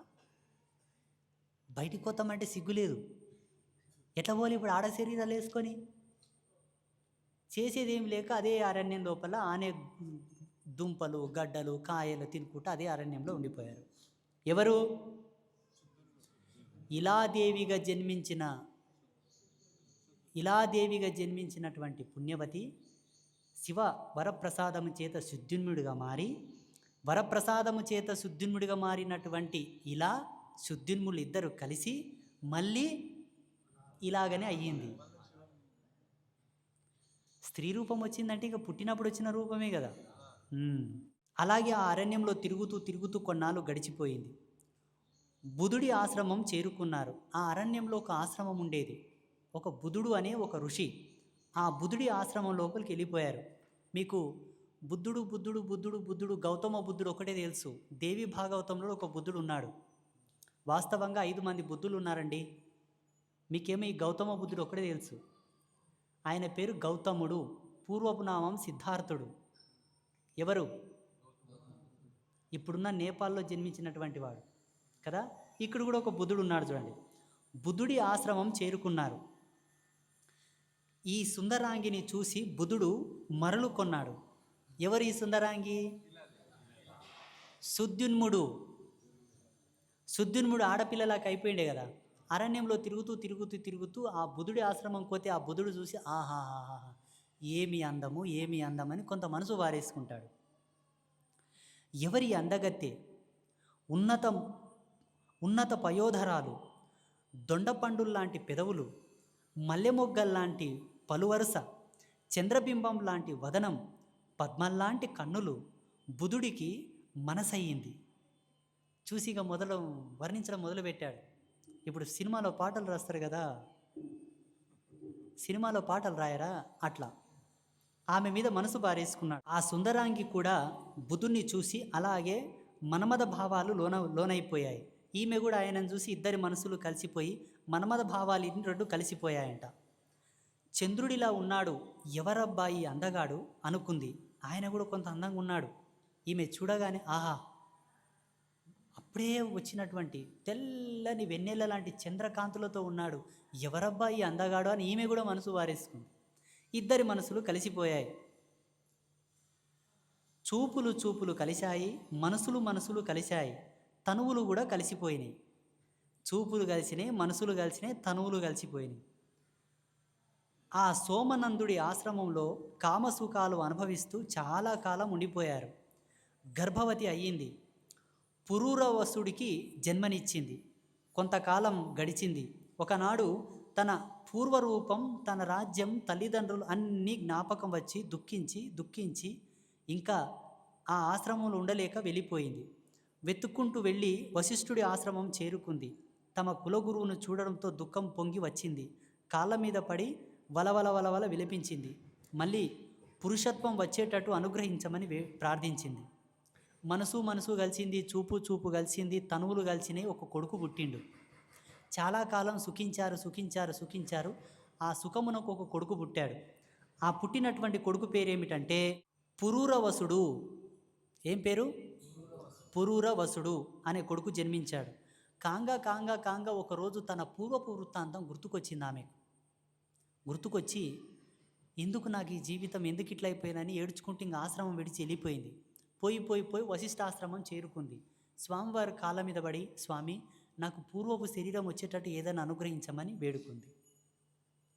అప్పుడు వశిష్ఠుడు మంత్రశక్తితో జరిగిన వృత్తాంతమంతా తెలుసుకున్నాడు. కైలాసానికి వెళ్ళాడు. శివుని అర్చించి ప్రసన్నుని చేసుకున్నాడు. ఉబ్బులింగడు గదా అని భక్తిభావంతో స్తుతించాడు. వశిష్ఠుడు సరాసరి మంత్రశక్తితో అంతా చూశాడు. ఇట్లా కంప్యూటర్లో మొత్తం డాటా రివైజ్ చేసుకొని చూసి సరాసరి కైలాసానికి వెళ్ళి పరమశివుని ప్రసన్నం చేసుకొని తన యొక్క అభ్యర్థనతో ఆయనను ప్రసన్నం చేసుకొని స్తుతించాడు. ఏమని? వశిష్ఠుడు స్తుతిస్తున్నాడు.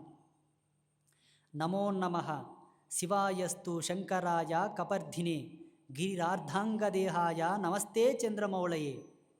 అప్పుడు వశిష్ఠుడు అంటున్నాడు, మృడా కైలాసవాసి నీలకంఠ భుక్తి ముక్తి ప్రదాయక శివరూప శివ ప్రసన్న భయహరి వృషభవాహన శరణ్య పరమాత్మ త్రిమూర్తి స్వరూప దేవదేవ వరద పురారి యజ్ఞరూప యజ్ఞఫలద గంగాధర సూర్యేందు వహ్నిలోచన నమో నమః అని వశిష్ఠుడు పరమశివుని స్తుతిస్తున్నాడు. ఎందుకంటే దేవతలు పొగిడితేనే పడిపోతారండి. దేవతలు పొగిడితేనే పడిపోతారు. ఇప్పుడు ఆచార్యులు చదివే మంత్రాలన్నీ కూడా భగవంతుని స్తుతించడమే, అనగా పొగడమే. నమస్తేస్తు మహామాయే, అమ్మా నమస్తే నమస్తే నమస్తే నమస్తే అన్నట్లు అర్థం. శ్రీపీఠే సురపూజితే, శ్రీపీఠంలో కొలువైన తల్లి, సురులు నిన్ను పూజించే తల్లి అని అర్థం. నమస్తే రుద్రరూపిణి, కుంజికా స్తోత్రం. నమస్తే రుద్రరూపిణి అంటమా అంటే అర్థమైంది, ఓ రుద్రరూపధారిణి నమస్తే. మంత్రాలు తెలుగులో మొత్తం పొగడతలే. అప్పుడు వ్యాసమహాముని యొక్క పొగడతలకు భోళాశంకరుడు ప్రత్యక్షమై వృషభ వాహనం మీద శివపార్వతి సమేతుడై దర్శనం అనుగ్రహించాడు. ఎవరికి? వశిష్ఠ భగవానికి దర్శనమిచ్చాడు. వరం కోరుకోమన్నాడు. ఆడపిల్లగా జన్మించి మగపిల్లవాడుగా మారి ఇప్పుడు మళ్ళీ స్త్రీత్వం పొందిన ఇలాదేవికి సుద్యున్ముడు తిరిగి పురుషత్వం ప్రసాదించమని వశిష్ఠుడు అభ్యర్థించాడు. ఎంతైనా గురువులు కరుణా సముద్రులు చూడండి. శరణుజొచ్చిన శిష్యుని అనుగ్రహించడానికి శివుని సైతం మెప్పిస్తాడు గురువు. సుద్యున్ముడు వెళ్ళి ఆయన కాళ్ళ మీద పడిండే కదండి, అక్కడ కొడుకునుగానే కదా.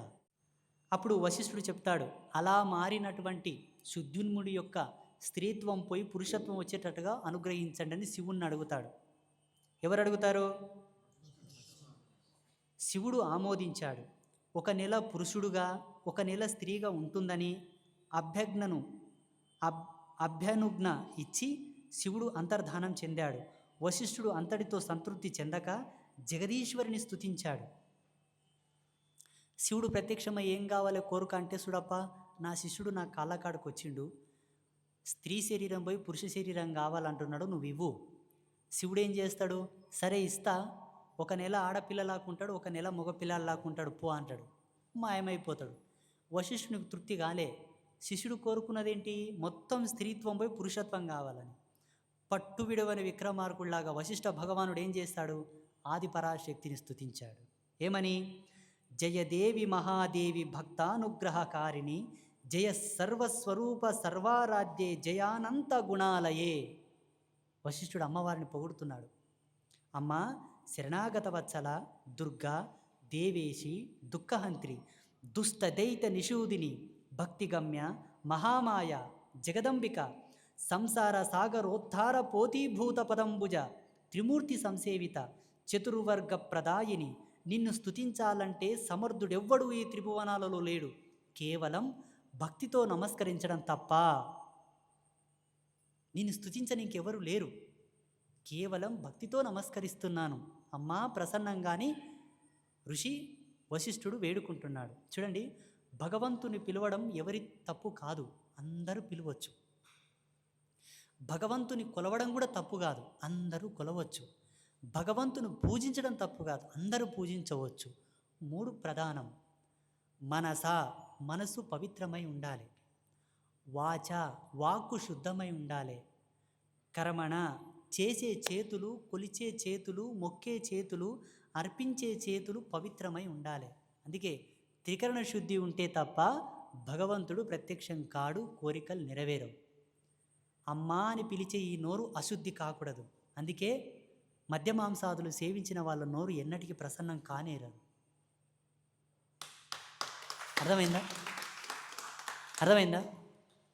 అందుకే మనసులో కుంఠిత బుద్ధి ఉండకూడదు, కుటిల బుద్ధి ఉండకూడదు. కాబట్టి మనసు ఎప్పుడూ ఈశ్వరునితో నిండి ఉండాలని చెప్పి ప్రశాంతంగా ధ్యానం చేయమని చెప్తాం. ధ్యానం చేస్తే మనసు ప్రశాంతంగా అవుతుంది. పెళ్ళి కాని పిల్లలు చేయకూడదు. అప్పుడు వశిష్ఠుడి స్తోత్రానికి జగదీశ్వరి ప్రసన్నురాలయ్యింది. సుద్యున్ముడి మందిరానికి వెళ్ళి భక్తితో నన్ను అర్చించు, నాకు అత్యంత ప్రీతిపాత్రమైన దేవీ భాగవతాన్ని ఈ భాగవతాన్ని నవ హోనీయమంతో అతడికి వినిపించు. అది ఆరంభించి ముగిసేసరికి తిరిగి పుంసత్వం పొందుతాడు అని భగవతి ఆశీర్వదించింది. వశిష్ఠుడు స్తుతించగానే అమ్మ ప్రత్యక్షమయ్యి, వశిష్ఠ, తప్పకుండా నీ కోరిక నెరవేరుతుంది, అయితే వెంటనే ఆశ్రమానికి వెళ్ళి సుద్యున్ముడికి నా యొక్క భాగవత పురాణాన్ని నువ్వు చెప్పు. ఆరంభించి దేవి భాగవతాన్ని ఆరంభించి ముగిసేసరికి తప్పకుండా నా వరసిద్ధి చేత, నా భాగవత మహిమ చేత పుంసత్వం పోయి స్త్రీత్వం వస్తుంది అని తదాస్తు అని అమ్మవారు మాయమైపోయింది, వరమిచ్చి. వశిష్ఠుడు సంబరపడ్డాడు. శివుడేమో సగం సగం వరమిచ్చే. అందుకే ఆదిశక్తి, అపరశక్తి, పరాభట్టారిక, పరాత్పరి. పరా అంటే ఇంక లెక్కలేదు, లెక్కలేనంత శక్తిని ఇచ్చేది అమ్మనే. శివుడు ఇచ్చుడు, లిమిటెడ్గా ఇచ్చాడు. ఒక నెల అట్లా, ఒక నెల ఇట్లా. ఇదేమైనా వరమా? నేనైనా తీసుకున్న ఒకటి తీవి తీసుకోపా అని చెప్తుండే. ఏం బాగుంటుంది? సగం ఇద్దిను సగం అద్దిను అన్నట్టు. అమ్మ పూర్ణం, సచిదానంద రూపిణి. ఎక్కడ కూడా స్పేస్ ఉండదు అమ్మవారికి, చీలిక ఉండదు, ఏమున్నా సంపూర్ణం ఇచ్చేసింది. అప్పుడు వశిష్ఠుడు సంబరపడ్డాడు. ఆశ్రమానికి తిరిగి వచ్చాడు. దేవి ఆజ్ఞను వివరించాడు. ఆశ్వయుజ శుక్లపక్షంలో దేవిని ఆరాధింపచేసి భాగవతం తానే పురాణ శ్రవణం చేయించాడు. సుద్యున్ముడు భక్తిగా విన్నాడు. వినిపించిన వశిష్ఠుడిని అర్చించాడు. వెంటనే పురుషత్వం పొందాడు. రాజ్యానికి పట్టాభిషిక్తుడయ్యాడు. ప్రజారంజకంగా పరిపాలన సాగించాడు. భూరి దక్షిణాలతో దేవీ యజ్ఞములు అనేకం నిర్వహించాడు. పుత్రుల్ని పొందాడు. వారికి రాజ్యం అప్పగించి తాను తపస్సులు చేసుకుని దేవీ సాలోక్యం పొందాడు.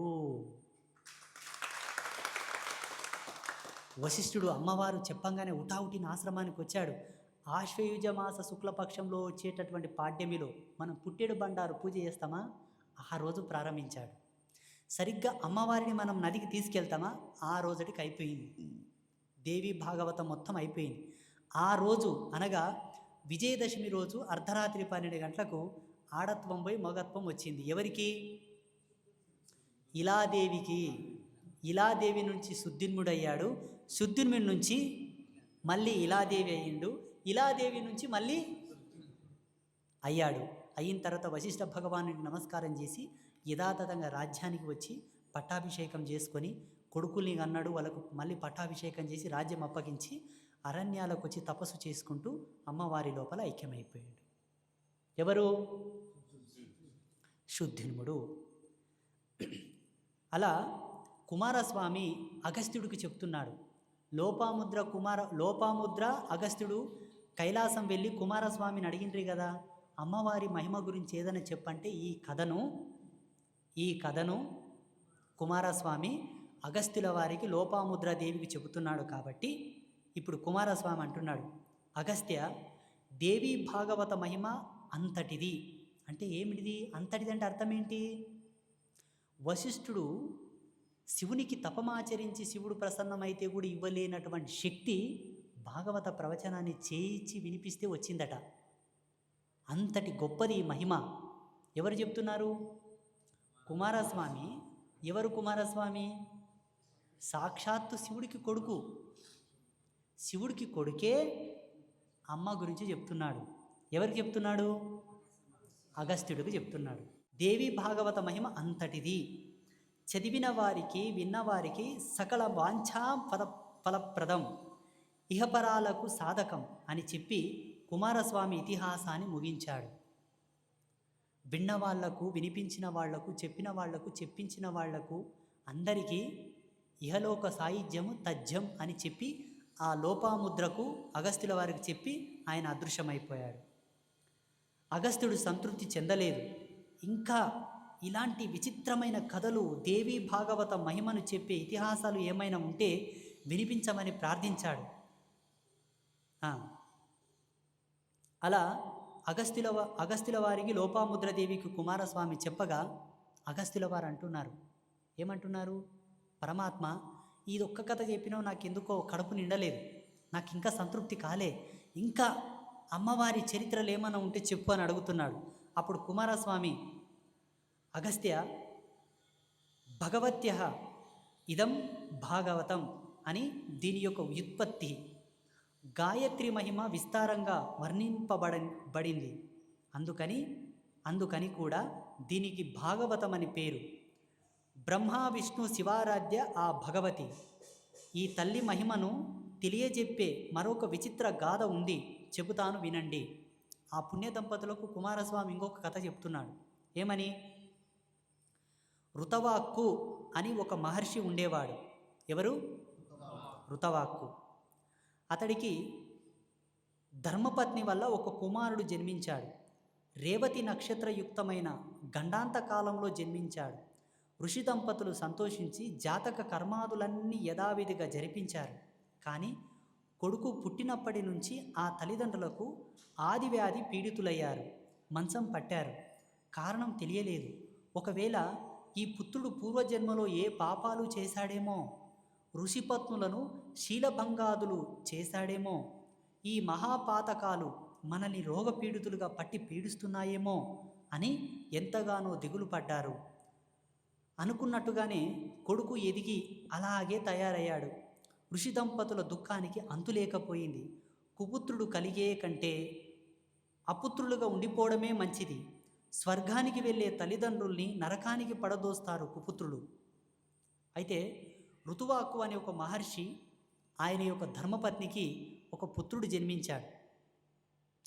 రేవతి నక్షత్రయుక్తమైన గండకాలంలో జన్మించాడు.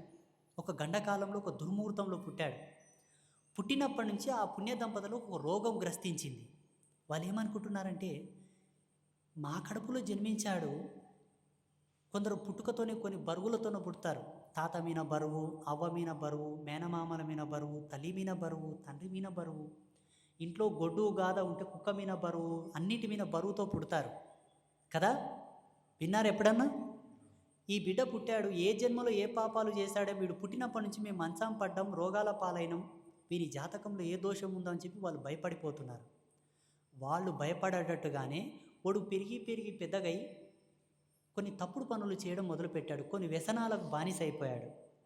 అప్పుడు వాళ్ళు అనుకుంటున్నాడు, పిల్లలు పుట్టకుండా ఉన్నా ఏమైపోయేదో కానీ పిల్లలు పుట్టి ఇటువంటి బాధలు పెట్టడం ನಾನು భరించలేను, మేము బాధపడుతున్నామని చెప్పి బాధపడుతున్నారు.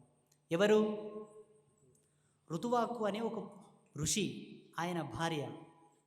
పిల్లలు పుట్టి దినదిన నరకం అనుభవించడం ఏమిటి, ఇటువంటి వాళ్ళు పుట్టి కూడా ఏం లాభం అని వాళ్ళు బాధపడుతున్నారు ఇద్దరు. కాని వారికి అపకారం లేదు. ఇలాంటి కుపుత్రులు పుట్టకుండా ఉండడమే మంచిది. ఇల్లు సుపుత్రుడితో కలకలలాడటం ఎంతటి అదృష్టవంతులకో కదా. కుపుత్రుడి వల్ల వంశం, కుభార్య వల్ల జీవితం, కుభోజనం వల్ల దివసం, కుపుత్రుడి వల్ల సుఖం నశిస్తాయన్నారు పెద్దలు. వాళ్ళు బాధపడుతున్నారు, పిల్లలు పుట్టకుంటే ఏమవుతున్నానో ఏమో కానీ పుట్టి ఇటువంటి పిల్లలు పుట్టడం వల్ల మనకి ఎంత చెడ్డ పేరు. కొన్ని తప్పు పనులు చేస్తున్నాడు ఆయన. వీడు పుట్టినప్పటి నుంచి మనకు రోగాల పాలైన, మనకి ఇబ్బందులు వస్తున్నాయి. వాళ్ళు అనుకుంటున్నారు, కుపుత్రుడు పుట్టడం వల్ల వంశానికి చేటు, కుభార్య వల్ల జీవితానికి చేటు, కుభోజనం అనగా తినకూడనివి తినడం వలన శరీరానికి ఆరోగ్యానికి చేటు. ఇటువంటివి పెద్దలు అనుకుంటుండ్రు. ఇప్పుడు మన జీవితంలో కనబడుతుందని వాళ్ళు మాట్లాడుకుంటున్నారు ఇద్దరు. ఇలా దుఃఖిస్తూనే ఉన్నారు ఆ పుణ్య దంపతులు. ఒకనాడు గర్గ మహర్షి అక్కడికి వస్తే తమ గోడు వెళ్ళబోసుకున్నారు. ఎవరు గర్గ మహర్షి? ఇంతకుముందు పేరు వచ్చింది ఎవరికి? ఒక మహారాజుకు కులగురు. ఎవరు? వసుదేవుడు. ఎవరు వసుదేవుడు? Very good child.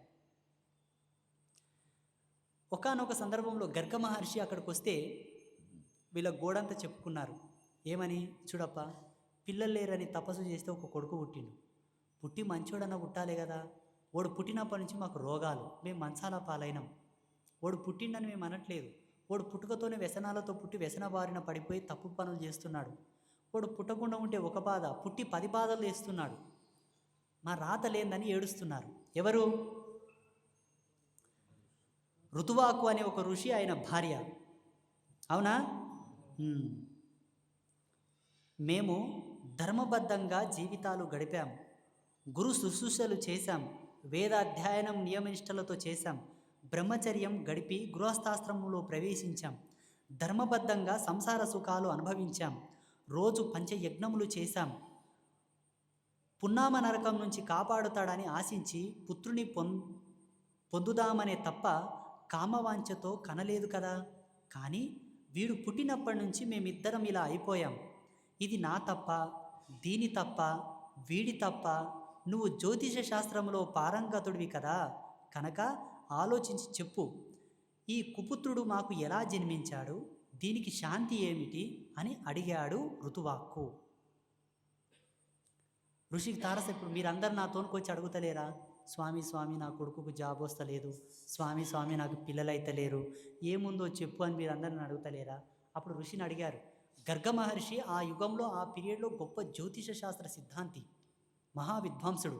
ఆయన కళ్ళు మూసుకొని చెప్పేవాడు విష్ణుమూర్తి ఏం చేస్తున్నాడు, పార్వతి ఏం చేస్తుంది, శివుడు ఏం చేస్తున్నాడని. బుక్కు పట్టాల్సిన అవసరం లేదు, కళ్ళు మూసుకొని అంతర్దృష్టితో అన్నీ చెప్పేసేవాడు. ఋతువాక్కు అడుగుతున్నాడు, నువ్వు జ్యోతిష్యంలో నిష్ణాతుడవు కాబట్టి మేము సదా చతురాశ్రమ ధర్మాలన్నింటినీ పాటించాం, వేద అధ్యయనం చేశాం, పంచయజ్ఞములు నిత్యం పాటించాం, సదాచారంతో ఉన్నాం. మళ్ళీ నా తప్ప, నా భార్య తప్ప, వాడు మా గర్భంలో పుట్టడం వాందేమన్నా పోయిన జన్మల తప్ప, వాన్ తప్ప అయితే మేమెందుకు అనుభవించాలి? ఏముందో కొంచెం చెప్పు, ఒకవేళ ఏదన్నా ఉండుకోకో, దీనికి నివారణగా ఏదన్నా శాంతి ఉంటే చెప్పని అడుగుతున్నారు. ఎవరు అడుగుతున్నారు? ఋతువాక్కు గర్గ మహర్షిని అడుగుతున్నాడు. గర్గాచార్యుడు లెక్కలు వేసి తీవ్రంగా విచారణ చేశాడు. ఋతవాగ్ముని, ఇందులో మీ దంపతుల దోషం ఏమీ లేదు, కాకపోతే మీ పుత్రుడు దుర్ముహూర్తంలో జన్మించాడు, అందుకే ఎప్పుడు పడితే అప్పుడు పెళ్ళాల పక్కల వండకుర్రా అని చెప్తుంది హిందూ ధర్మం. కుక్కల తీట కాదు, మనుష్య తీట వేరు, గ్రహించగలరు. కుక్కలు మాట్లాడవు కదా, మనిషి మాట్లాడుతాడు కదా. మనిషి మాట్లాడుతున్నాడంటే వాణి వాగ్దేవత ఆయనను అనుగ్రహించింది, అందుకే మరుగు అవసరం. అవునా? ఇక్కడ ముహూర్త దోషం జరగడం వల్ల అంతటి వ్యసనపరుడైన కొడుకు పుట్టాడంట. ఇప్పుడు వ్యసనాలతో ఊగిపోతున్న పిల్లలందరూ కూడా అదే కాబోలు. తల్లిదండ్రులు గ్రహించగలరు. గర్గ మహర్షి చెప్తున్నాడు ఏమని, ఓ మునిశ్రేష్ఠ ఋతవాగ్ముని, వినండి, ఋతవాగ్ముని, ఇందులో మీ దంపతుల దోషం ఏమీ లేదు, కాకపోతే మీ పుత్రుడు దుర్ముహూర్తంలో జన్మించాడు, రేవతి గండాంత కాలంలో పుట్టాడు కాబట్టి అందుచేత దుశ్శీలుడు అయ్యాడు. అదే మీ ఆది వ్యాధులకు కారణం, అంతకన్నా ఏమీ లేదు అని చెప్పాడు. ముహూర్తమే సమయభంగురం, సమయదోషం. అవునా?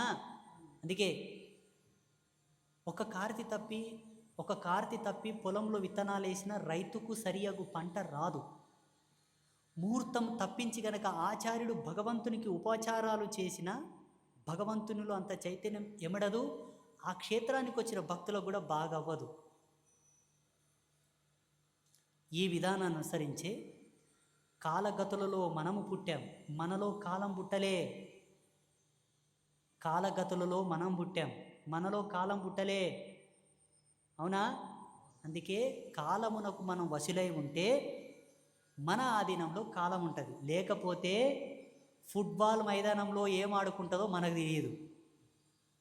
అర్థమైందా? చెండ ఆడుకుంటుంది, చిడుగుడు చిడుగుడు చిడుగుడు. అవునా? అందుకే హిందూయిజం ఏం చెప్తుందంటే ముహూర్తం బ్రహ్మస్వరూపం, అందుకే లగ్నంలో ముహూర్త ప్రధానం పెడతారు మన వాళ్ళు. అవునా? అయ్యా నేను ఈ కంపెనీ ఓపెన్ చేయాలనుకుంటున్నా, మంచి ముహూర్తం పెట్టరాదు. అర్థమైందా?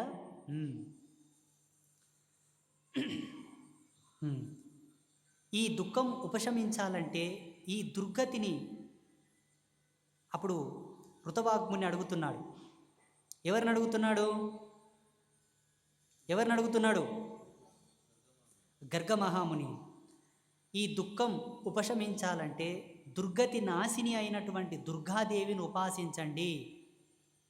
కారణం చెప్పాడు, ఎందుకు ఇట్లా అవుతుందో కారణం చెప్పాడు. ముహూర్తంలో దోషం జరిగింది, పుట్టకూడని టైంలో పుట్టాడు కాబట్టి ఇట్లా జరిగిందని. ఋతవాగ్ముని ఏమనిందంటే ఈ కారణం చెప్పు, దీనికి శాంతి చెప్పమనిండే కదా.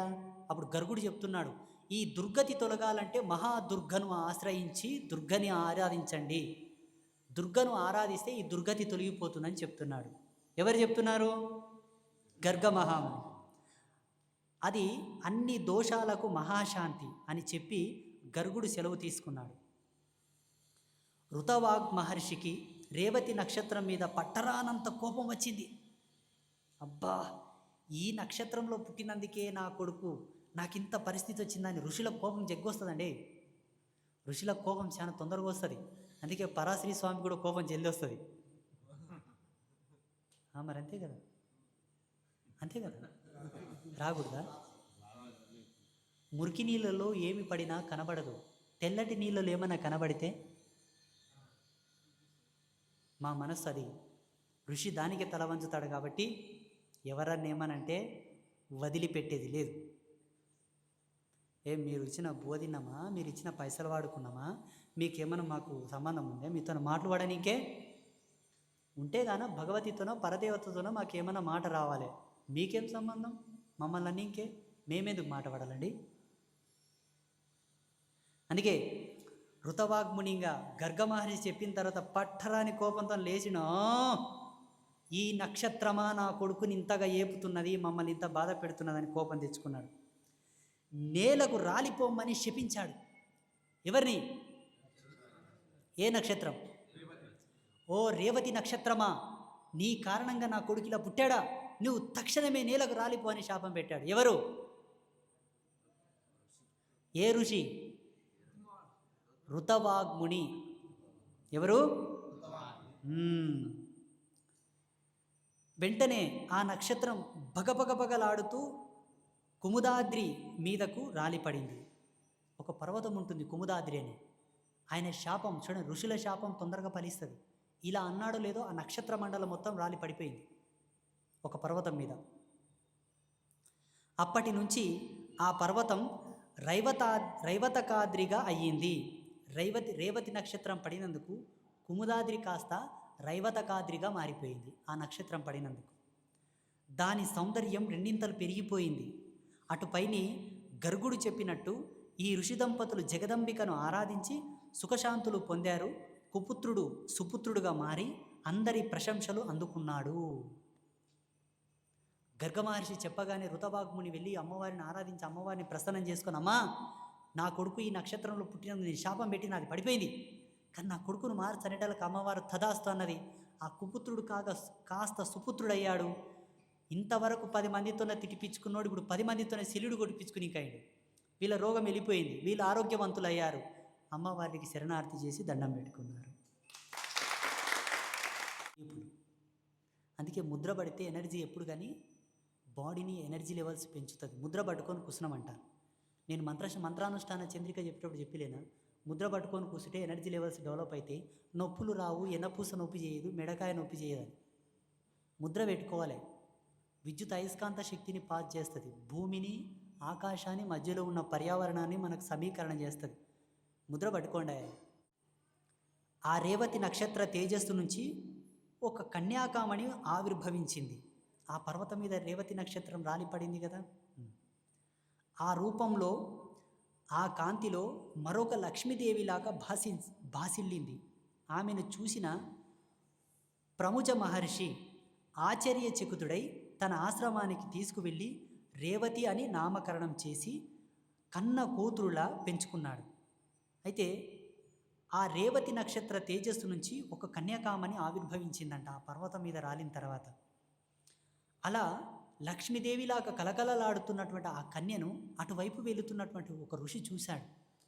రేణుకా పరంజ్యోతి ఎల్లమ్మ పత్తిలో పుడితే ఆ పత్తిలో పుట్టినటువంటి ఎల్లమ్మని శివపార్వతులు తీసుకుపోతలేరా, అలా వెళుతూ ఉన్నటువంటి ఒక ఋషి, ఆయన పేరు ప్రముచ మహర్షి. ఏం పేరు? ప్రముచ మహర్షి. ఇప్పుడు మీ పేర్లు ఉంటాయి చూడండి, బిట్టు, టిక్కు, మింకు, టింకు. ప్రముచ అంటే అర్థం చెప్పండి. ఇంతకుముందు ఒక ఋషి పేరు చెప్పుకున్నాం, ఋతవాగ్ముని. అంతకుముందు ఒక ఋషి పేరు చెప్పుకున్నాం, ఎంత విచిత్రమైన పేర్లు ఉన్నాయి చూడండి కదా. ఇప్పటి పేర్లు ఒకటని వచ్చినాయి విడా, టింకు బింకు మొంటు పింటు అని. ఆ దగదగదగ మెరిసిపోతున్నటువంటి ఆ కన్యను ప్రముజ మహర్షి తీసుకువెళ్ళి తన ఆశ్రమంలోకి తీసుకెళ్ళి రేవతి అని నామకరణం చేశాడు. చేసి కన్న కూతురుడు వలె పెంచుకున్నాడు. రేవతి ఎదిగి ఈడేరిన తర్వాత వరాన్వేషణ ప్రారంభించాడు. ఆమె పెరిగి పెద్దగైన తర్వాత వరుడు కోసం అన్వేషణ మొదలుపెట్టాడు. ఎవరు? ప్రముజ మహర్షి. అనురూప వరుడు ఎక్కడా దొరకలేదు. దిగులు చెందాడు. తన హోమశాలలో ప్రవేశించి అగ్నిదేవుని స్తుతించాడు. పావకుడు సుప్రీతుడయ్యాడు. ఈ అమ్మాయికి దుర్దముడనే మహారాజు తగిన వరుడు. అతడు ధర్మిష్ఠుడు, బల పరాక్రమశాలి, మహావీరుడు, మేధావి, అందగాడు అని అగ్నిదేవుడు తెలియపరిచాడు. ప్రముచుడు సంబరపడ్డాడు.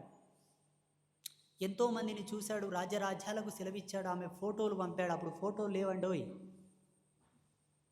ఆమె గురించి పంపాడు, ఎంతోమందిని శిష్యులను పంపాడు. సముచితుడైనటువంటి వరుడు దొరకలేదు. అప్పుడు ఋషి యజ్ఞవాటిక యందు వెళ్ళి అగ్నిదేవిని ఆవాహనం చేసి అగ్నిదేవిని ప్రసన్నం చేసుకుని అడుగుతాడు, నా కూతురు అనగా రేవతికి తగిన వరుడు ఎవరు సెలవివ్వు అని అడుగుతాడు. అప్పుడు అంతేనండి, ఋషులు అగ్నిని పిలిచి మాట్లాడేవారు, వాయుని పిలిచి మాట్లాడేవారు, సముద్రుని పిలిచి మాట్లాడేవారు, మేఘాన్ని పిలిచి మాట్లాడేవారు. అంతే. ఇప్పుడు నేను మూర్తి అన్నతో మాట్లాడాలంటే వీడియో కాల్ చేయాలి. హలో మూర్తి గారు బాగున్నారా? ఇప్పుడు పరికరం, అప్పుడు వితౌట్ పరికరం. పంచభూతాలే వాళ్ళకు అన్నీ ఇచ్చేసి అలా పంచభూతాలను వశపరుచుకునేవాళ్ళు. దాన్నే తపస్సు అంటారు. ఋషులు అవే చేస్తారు కాబట్టి. అప్పుడు అగ్నిదేవుడు ప్రత్యక్షమై, దుర్దముడు అనే మహారాజు నీ కూతురుకు తగిన వరుడు, ధర్మనిష్ఠాగరిష్ఠుడు, బలవంతుడు, శక్తివంతుడు అని చెప్పి వరమిస్తాడు. అప్పుడు ప్రముచుడు సంబరపడ్డాడు. దైవవశాత్తు అదే సమయానికి దుర్దముడు వేట కోసమని అడవికి వచ్చినాడు. ప్రముచుడి ఆశ్రమాన్ని సందర్శించాడు. చూడండి, అగ్నిదేవుడు ఇట్లా చెప్పాడో లేదో, అదే సమయానికి దుర్దముడు వేట కోసం వచ్చి అదే ప్రముచ మహర్షి యొక్క ఆశ్రమానికి వచ్చాడట. కాలం తలుచుకుంటే అన్నీ మంచిగా జరుగుతాయి. కాలం తలుచుకోలేకపోతే ₹1,00,00,000 ఇప్పుడే స్వాహ. బంగారు లాంటి బెంజు కారు గుద్దుకొని తునాతునకలు అయిపోతుంది. అవలేవా? కాలం తలుచుకోలేదు కాబట్టి మొన్న అహ్మదాబాదులో ఫ్లైట్, అవునా, కాలం తలుచుకున్నది కాబట్టి ఉత్తర కొరియాలో సేమ్ జరిగింది, కానీ ఎవరు చచ్చిపోలేదు. ఈ సంవత్సరమే కాలం చల్లగా చూసింది. ఆయన చెప్పాడో లేదు, ఆయన అరణ్యానికి వచ్చాడు వేరే ఆశ్రమానికి వెళ్ళొచ్చు కదా. ఇప్పుడు బిజ్జారంకి వస్తే ఇన్నుండయి, బిజ్వారికి వస్తే ఇన్నుండయి. అప్పుడు ఏదైనా ఒక దండకార్యానికి వెళ్తే ఎన్నో ఆశ్రమాలు ఉండేవట. ఎందరో ఋషులు తపస్సు చేసుకుంటూ ఆశ్రమాలు పెట్టుకునేవాళ్ళు. ఈ ప్రముజ మహర్షి ఆశ్రమానికి ఎందుకు రావాలి? విధి చల్లగా చూసింది కాబట్టి వచ్చాడా? ప్రముజుని ఆశ్రమాన్ని సందర్శించాడు. ఈ దుర్దముడు ప్రియవ్రత కులోద్భవుడు, కాళింది విక్రమశీలులు తనయుడు. ఈ దుర్దముడు ప్రియవ్రత కులోద్భవుడు, కాళింది విక్రమశీలుల తనయుడు. ఇతడు వచ్చిన ఆశ్రమానికి ప్రముచుడు ఆశ్రమంలో లేడు, హోమశాలలో ఉన్నాడు. పర్ణశాలలో రేవతి మాత్రమే ఉంది. దుర్దముడు చూశాడు. ఈయన ఆశ్రమానికి వచ్చినప్పుడు ఆశ్రమంలో లేడు. ఇప్పుడు ఇది ఆశ్రమం, యాగశాల ఆడ ఉంది. ఈ ఋషి యాగశాలలో అగ్నిదేవునితో ఉన్నాడు, హోమం చేస్తుంటూ. పర్ణశాలలో రేవతి మాత్రమే ఉంది. ఎవరు రేవతి?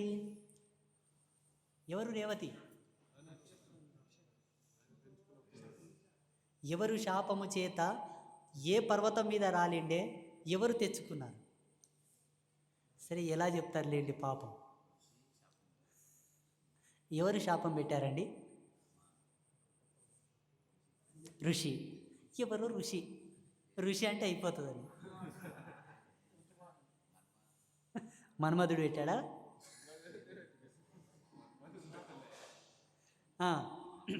వినండి. ప్రియా, అప్పుడు దుర్దముడు అంటున్నాడు, ప్రియా ప్రముచుల వారు ఆశ్రమంలో లేరా ఆమెను అడుగుతున్నాడు. ఓ ప్రియా, ఇప్పుడు అంటాం మనం, ఎవరన్నా తెలియని అమ్మాయి కనిపిస్తే ఏమంటారండి మీరు?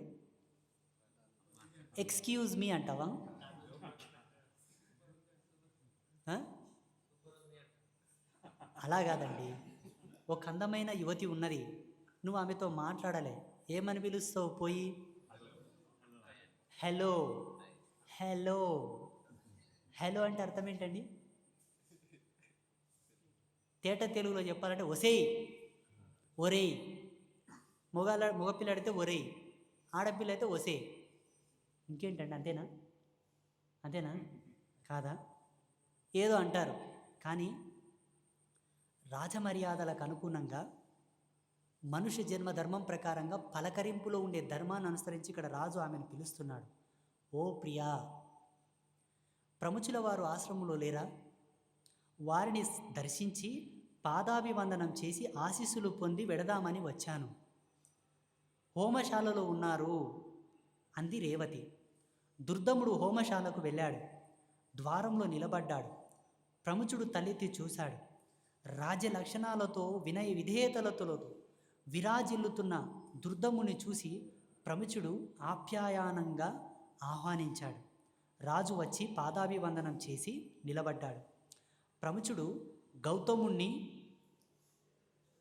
గౌతముణ్ణి పిలిచి అర్ఘపాద్యాలు తెమ్మన్నాడు. చాలా కాలానికి వచ్చాడు మన మహారాజు, పైగా కాబోయే అల్లుడు అంటూ అతిథి సత్కారాలు జరిపాడు. సముచితాసనం చూపించి కూర్చోమన్నాడు. కుశల ప్రశ్నలు వేశాడు. ఆమెను అడగగానే ఆమె ఉండి యాగశాలలో ఉన్నారని చెప్తుంది. యాగశాల దగ్గరికి వెళ్ళి ఇలా నిలబడగానే ఋషి చూస్తాడు. ఆహాహాహా, ఏమి తేజస్సు! ఇంతకుముందు అగ్నిదేవుడు చెప్పినటువంటి వీరుడు ఈయననే అని రమ్మంటాడు. రాగానే ఋషులకు పాదాభివందనం చేయడం రాజుల ధర్మం. పాదాభివందనం చేసి నిలబడితే ఒక శిష్యును పిలుస్తాడు ఋషి. అర్ఘ్యపాద్యాలు తెమ్మంటాడు. దూరం నుండి వచ్చినావు కదా, నీళ్ళు తాగు, కాళ్ళు కడుక్కో, చేతులు కడుక్కొని మనం అనమా? దాన్నే అర్ఘ్య పాద్య ఆచమనములు అంటారు దేవభాషలో. ఒక ఆసనం వేసి కూర్చోమంటారు. రాజా కూర్చో చెప్తాడు. శిష్యునితో ఏమంటాడంటే, మహారాజుల వారు రాకరాకొచ్చారు, ఈయననే మన అల్లుడు అని చెప్పి సంబంధం కలుపుతాడు మాటల్లో మాట. అగ్నిదేవుడు చెప్పిండే కదా అడుగుతాడు. ఓ మహారాజా, నీ సైన్యము, నీ యొక్క రాజ్యము, మిత్రబృందము అందరూ కుశలమేనా? భృత్యులు అమాత్యులు క్షేమమేనా? దేశము రాజధాని సుభిక్షమేనా? సమృద్ధంగా ఉన్నాయా? నీకు అనాయాసమే కదా. నీ భార్య క్షేమం గురించి అడగను, ఎందుకంటే ఆ అమ్మాయి ఇక్కడే ఉంది కనుక. తక్కిన వారి క్షేమ సమాచారాలు ఏమిటో చెప్పు. రాజా, వచ్చావు, రాజ్యం బాగుందా? సైనికులు బాగుండారా? రాజ్యంలో కరువు కాటకాలు లేవు కదా? నీ యొక్క దాయాదులు అన్నదమ్ములు అందరూ బాగున్నారా? అందరు బాగున్నారు. నీ పెండం గురించి అయితే నేను అడగను, ఎందుకంటే నీ భార్య అయినే ఉంది కదా. మిగతావి ఏమని ఉంటే చెప్పని ఋషి అడుగుతున్నాడు. ముందుకే సంబంధాలు కలిపేస్తున్నాడు. రాజు చెప్తున్నాడు, ప్రముచ మహర్షి, అన్నీ కుశలమే, అందరం క్షేమమే. నా భార్య ఇక్కడే ఉంది అని అంటున్నావు, ఎవరావిడ? ఇది చాలా కుతూహలం, నన్ను మనసంతా కుతూహలం కలిగిస్తోంది, చెప్పవా అని అడుగుతున్నాడు. రాజు కూడా కొంచెం గంట కొట్టుకున్నది గుండెలో. నా పెండ మీనే ఉందా అంటున్నాడు. ఎవరు? నా భార్య ఎవరు? తొందరగా చెప్పు, నాకు ఫ్రస్ట్రేషన్ పెరిగిపోతుందని అడుగుతున్నాడు. మణిదీప్ గారు అయితే అడగరు, డైరెక్ట్ వెతుకులాట.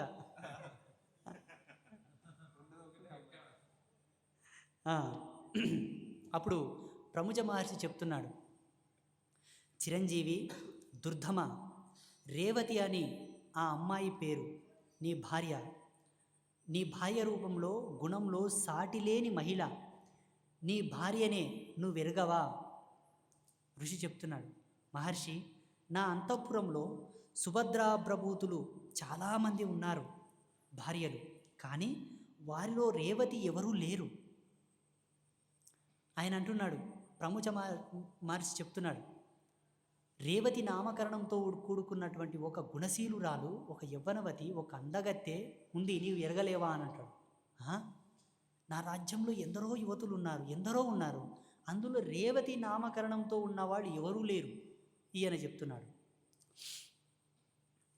రాజా, ఇక్కడికి రాబోయే ముందు పర్ణశాలలో నీవు ఒక అమ్మాయిని చూసి ప్రియా అని సంబోధించావు కదా, అప్పుడే మరిచిపోయావా?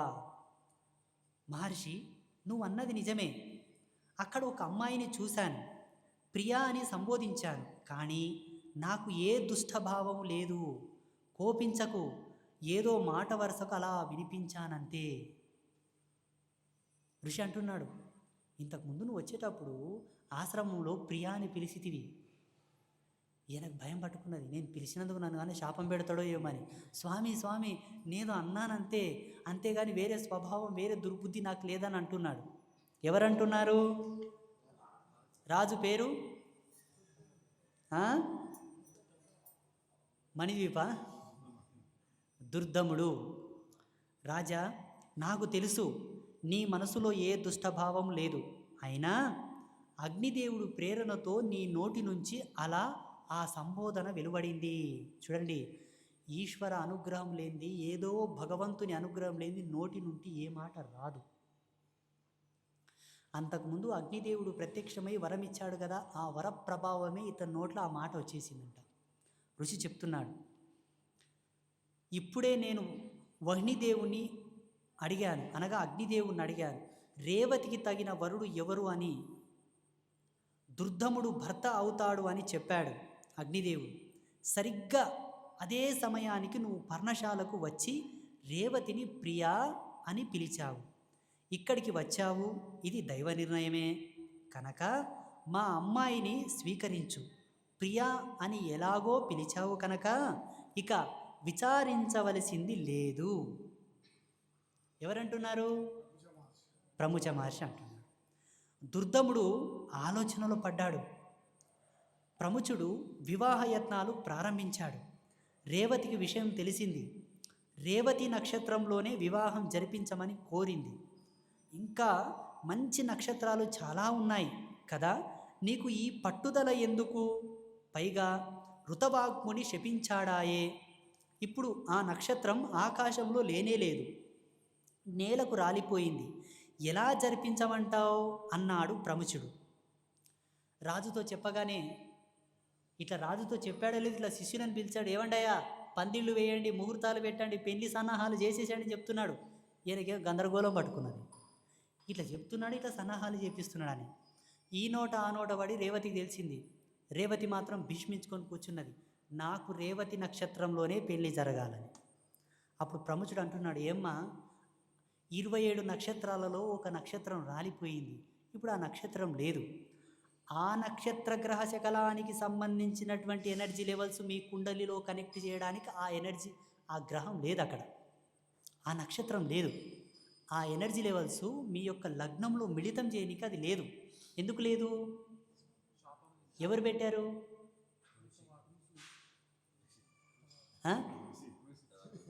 ఋషి పేరు చెప్పండి అయ్యా. ఋతవాగ్ముని శపించాడు. శపించగా నక్షత్రం రాలిపోయింది. ఇప్పుడు ఆ నక్షత్రం అక్కడ లేదు. ఎలా జరిపించమంటావు లేని నక్షత్రాన్ని? మిగతా నక్షత్రాలు ఉన్నాయి కదంటే ఆమె ఏమంటుంది, లే లే లే లే లే నాకు అదే నక్షత్రంలో ముహూర్తం పెట్టండి అని అంటుంది. అవునా? అప్పుడు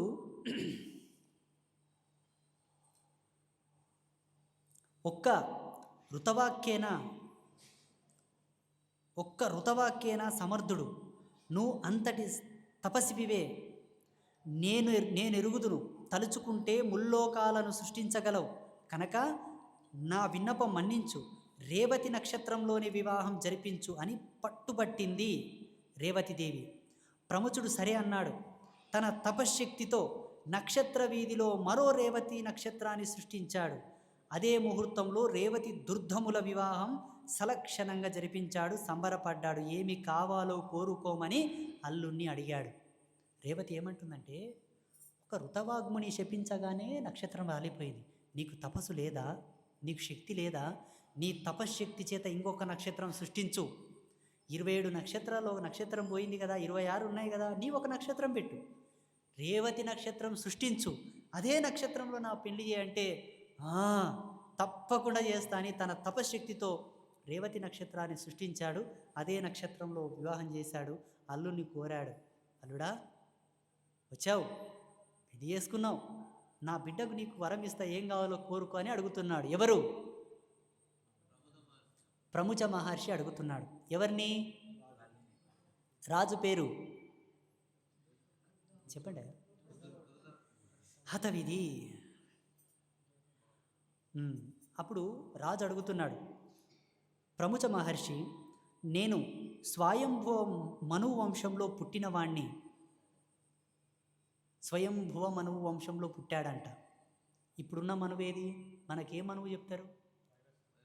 వైవస్వత మనువు గురించి ఇప్పుడు చెప్తారు. వైవస్వత మన్వంతరే అంటారా?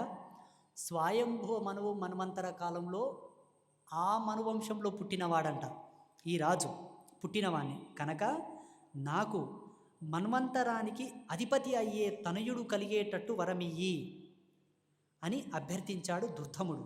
అయితే ఋషిని అడుగుతున్నాడు, నేను స్వయంభవ మనువంశంలో పుట్టాను కాబట్టి ఒక్క మన్వంతర కాలము రాజ్యాన్ని పరిపాలించేటటువంటి మహా అధిపతిని నా కొడుకుగా ప్రసాదించని రాజు అడుగుతాడు. దుర్ధమ, మహాదేవిని ఉపాసించు, నీ కోరిక నెరవేరుతుందని చెప్పి ఋషి ఆశీర్వాదం ఇచ్చాడు. ఏ ఋషి ఇచ్చాడు? దేవి భాగవతం అనే ఒక మహాపురాణం ఉంది. అది 5వ పురాణం. దాన్ని శ్రద్ధాసక్తులతో 5 మార్లు చదివించుకొని విను. ఈ రేవతికి నీకు జన్మించబోయే కుమారుడు 5వ మన్వంతరానికి అధిపతి అవుతాడు అని ప్రముచుడు ఆశీర్వదించాడు. దుర్ధముడు సంతోషించి రేవతిని తీసుకొని రాజధానికి చేరుకున్నాడు. ధర్మబద్ధంగా ప్రజలను సొంత కొడుకుల్లాగా చూసుకుంటూ పరిపాలన సాగించాడు. ఒకనాడు లోమశ మహర్షి దుర్ధముడి రాజధానికి వచ్చాడు. మీకు లోమశ మహర్షి గురించి ఎంతమందికి తెలుసా?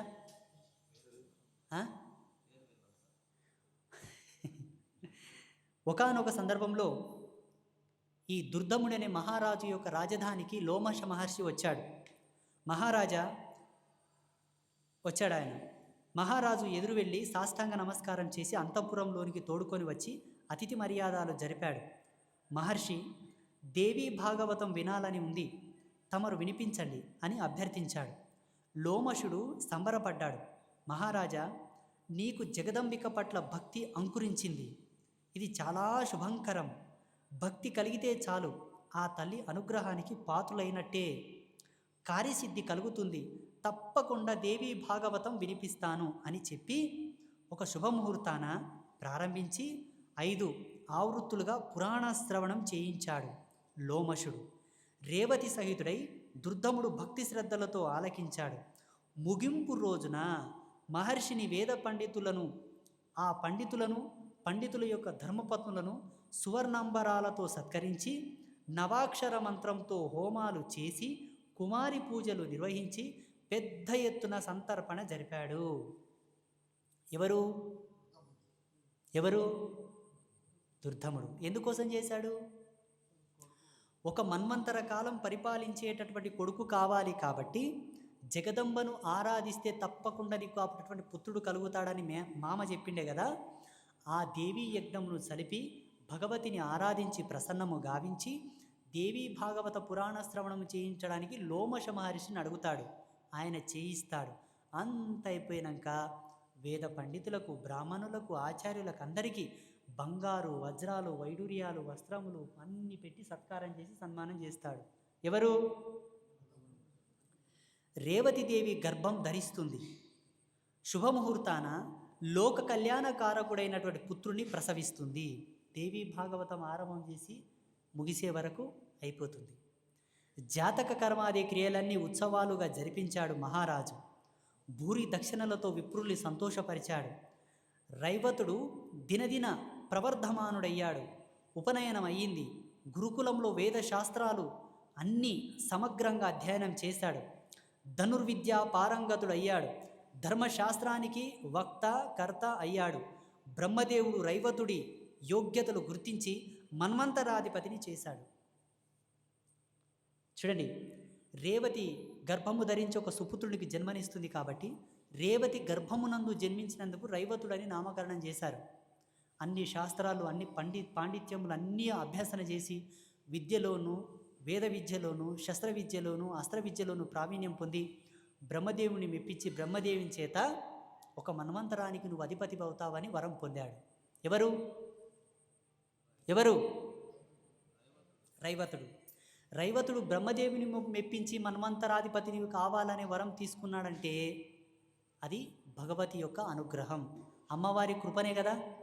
వాళ్ళ తల్లిదండ్రులు యజ్ఞం చేసిండ్రి కదా, దేవీ నవాహ దీక్ష తీసుకొని నవాక్షర మంత్రం చేత హోమం చేసి దేవి భాగవత శ్రవణం చేశారు కదా. ఆ పుణ్యఫలము చేత దుర్ధముడు మహర్షిని అడిగిండే కదా, ఒక మన్వంతరానికి అధిపతి అయ్యే కొడుకును పుట్టామని. అప్పుడు ఋషి చెప్పిండే కదా, ఋషివాక్యం సత్యమయ్యింది. అవునా అవునా? ఇప్పుడు ఈ కథ అంతా ఎవరు చెప్తున్నారు?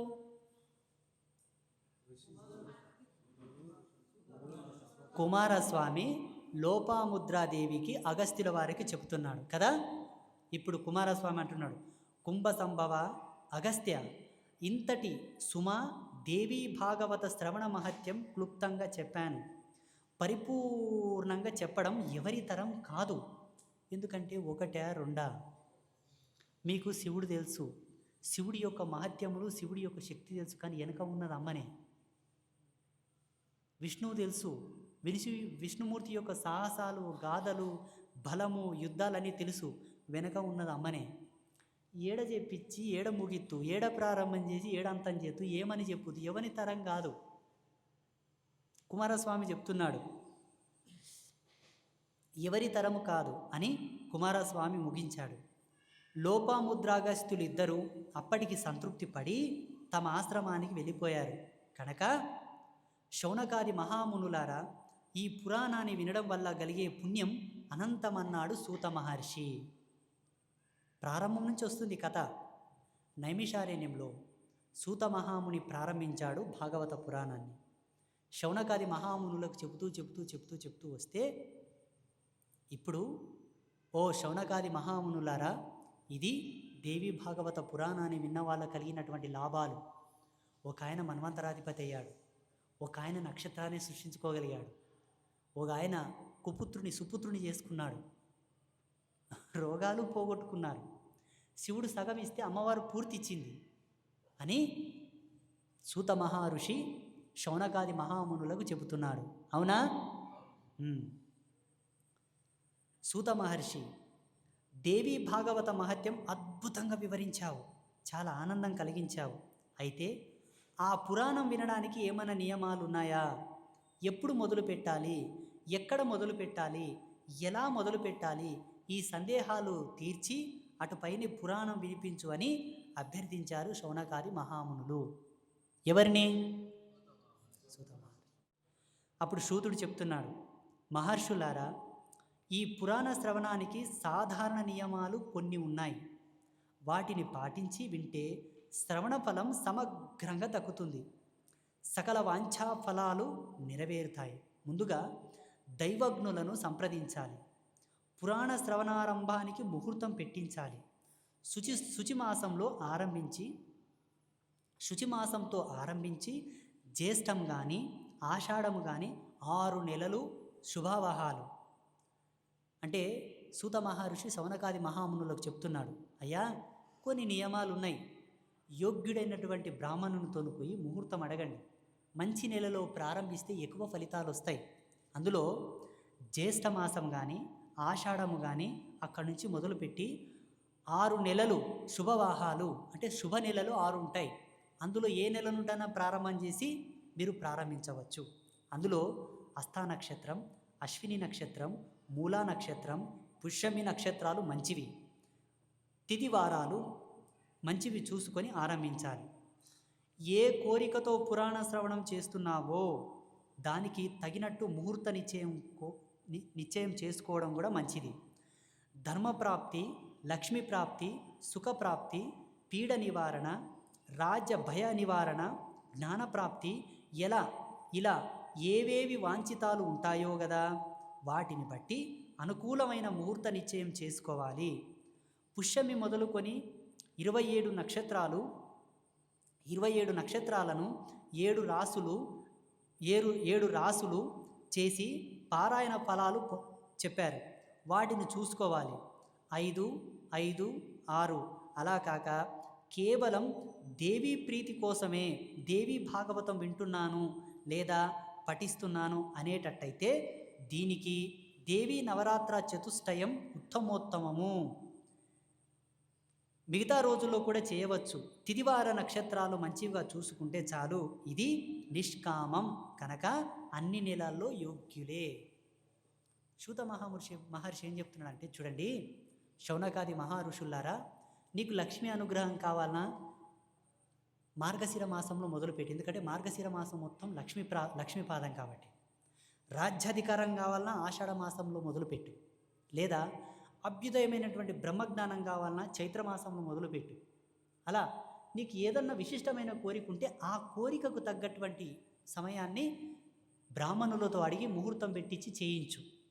లేదా నిష్కామంగా ఏ కోరిక లేకుండా అమ్మవారి ప్రసన్నం కోసమే నేను చదువుతున్నాను, వింటున్నాను, చదివిస్తున్నాను, వినిపిస్తున్నానంటే దానికి ఎటువంటి ముహూర్తాలు లేవు అని చెప్తున్నాడు. ఎవరు చెప్తున్నారు? ఎవరికి చెప్తున్నాడు? శుభం. ఒక వివాహానికి ఎలా సంబరాలు సమకూర్చుకుంటామో అలాగే ఈ పురాణ శ్రవణ యజ్ఞానికి సమకూర్చుకోవాలి. ఇది 9 రోజుల పాటు సాగే యజ్ఞం, నవాహ యజ్ఞం, దేవీ భాగవత పురాణ శ్రవణ యజ్ఞం. దేనికి లోభించకూడదు. 10 మంది సహాయము తీసుకోవాలి. వీరంతా దేవీ భక్తిపరులై ఉండాలి, వదాశ్యులై ఉండాలి, పనులు చేయడంలో సమర్థులై ఉండాలి. చుట్టుపక్కల గ్రామాలకు, నగరాలకు ఈ పురాణ శ్రవణ వార్తను తెలియపరచాలి. తప్పకుండా రండి అని అందరినీ పిలవాలి. సౌర, గాణపత్య, శైవ, శాక్త, వైష్ణవాది మత సమాయులను అందరినీ దీన్ని వినిపించుటకు ఆహ్వానించాలి. వినిపించాలి, పఠించవచ్చు, వినవచ్చు. దేవీ భాగవత పీయూషం పంచుతున్నాము, రండి, వచ్చి భక్తి శ్రద్ధలతో ఆస్వాదించండి అని అందరినీ ఆహ్వానించాలి.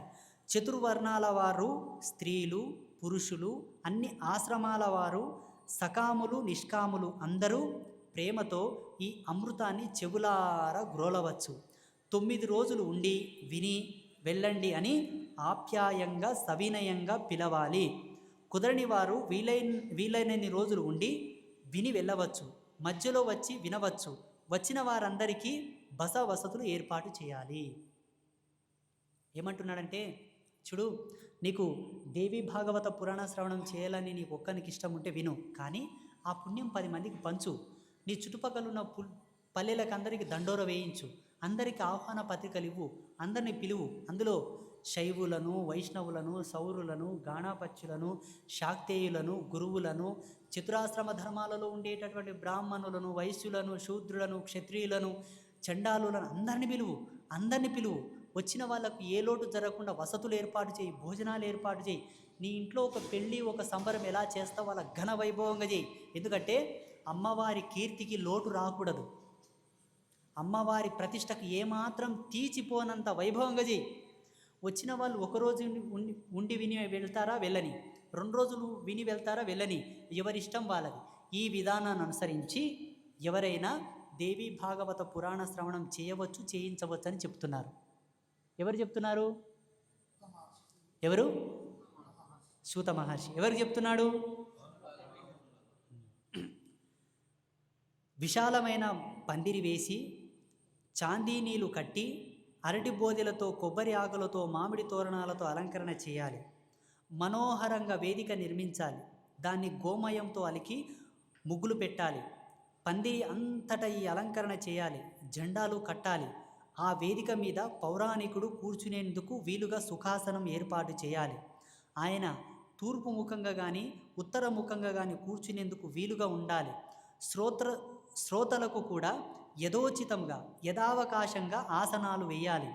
ఆడవారికి వేరుగా, మగవారికి వేరుగా కూర్చుని ఏర్పాటు చేయాలి.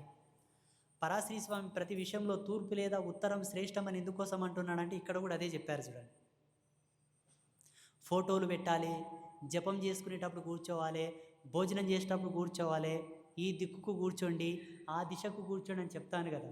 చూసారా లేదా వీడియోలో? అవునా? ఇక్కడ కూడా అదే చెప్తున్నారు. పౌరాణికుడు మంచి మాటకారి అయి ఉండాలి, నిగ్రహం కలవాడై ఉండాలి, దేవి ఆరాధన తత్పరుడు, వివిధ పురాణ శాస్త్రాలు తెలిసినవాడు, మంచి కంఠము కలిగినవాడు, దయాళుడు, నిస్పృహుడు, దక్షుడు, ధీరుడు అయి ఉండాలి. అన్ని లక్షణాలు ఉండే అతడు ఉత్తమోత్తమ పౌరాణికుడు. శ్రోతలు కూడా బ్రాహ్మణ్యులు, దేవతాభక్తులు, కథా రస పరాయణులు, ఉదారులు, అలోపులు, నమ్రులు, హింసాది దుర్గుణ వివర్జితులు అయి ఉండాలి. పాషాండులు, లుబ్ధులు, నాస్తికులు, దుశ్శీలురు, దుర్గుణులు, నిష్ఠూరులు, క్రోధనులు, శివకేశవులకు భేదము పాటించేవారు ఈ పురాణం చెప్పడానికి కానీ వినడానికి కానీ పనికిరారు. ఇది దేవీ యజ్ఞం. ఈ మాట మరిచిపోకూడదు. ఒక్క చిన్న మనకు లిడికేషన్ ఇచ్చాడు సూత మహర్షి. ఏమిచ్చాడంటే, చూడు, అందరు వినొచ్చు, తప్పులేదు. భగవంతుని మీద భక్తి, నమ్మకం, విశ్వాసం ఉన్న వాళ్ళని కూర్చోబెట్టు. దుశ్శీలుడు అనగా సతితో సాంగత్యము చేసి స్నానం చేయకుండా అదే మైలుతో వచ్చిన వాళ్ళని దుశ్శీలుడు అంటారు.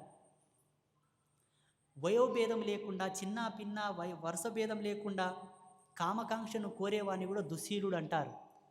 ఏ సమయం భేదం లేకుండా అడ్డం వచ్చినవి తిని పళ్ళు తోముకోకుండా స్నానం చేయకుండా అలాగే మైలుతో వచ్చినవాడు, ఆచార భ్రష్టత్వం కలిగినవాడు, చండాలుడు, నీచుణ్ణి రానివద్దు.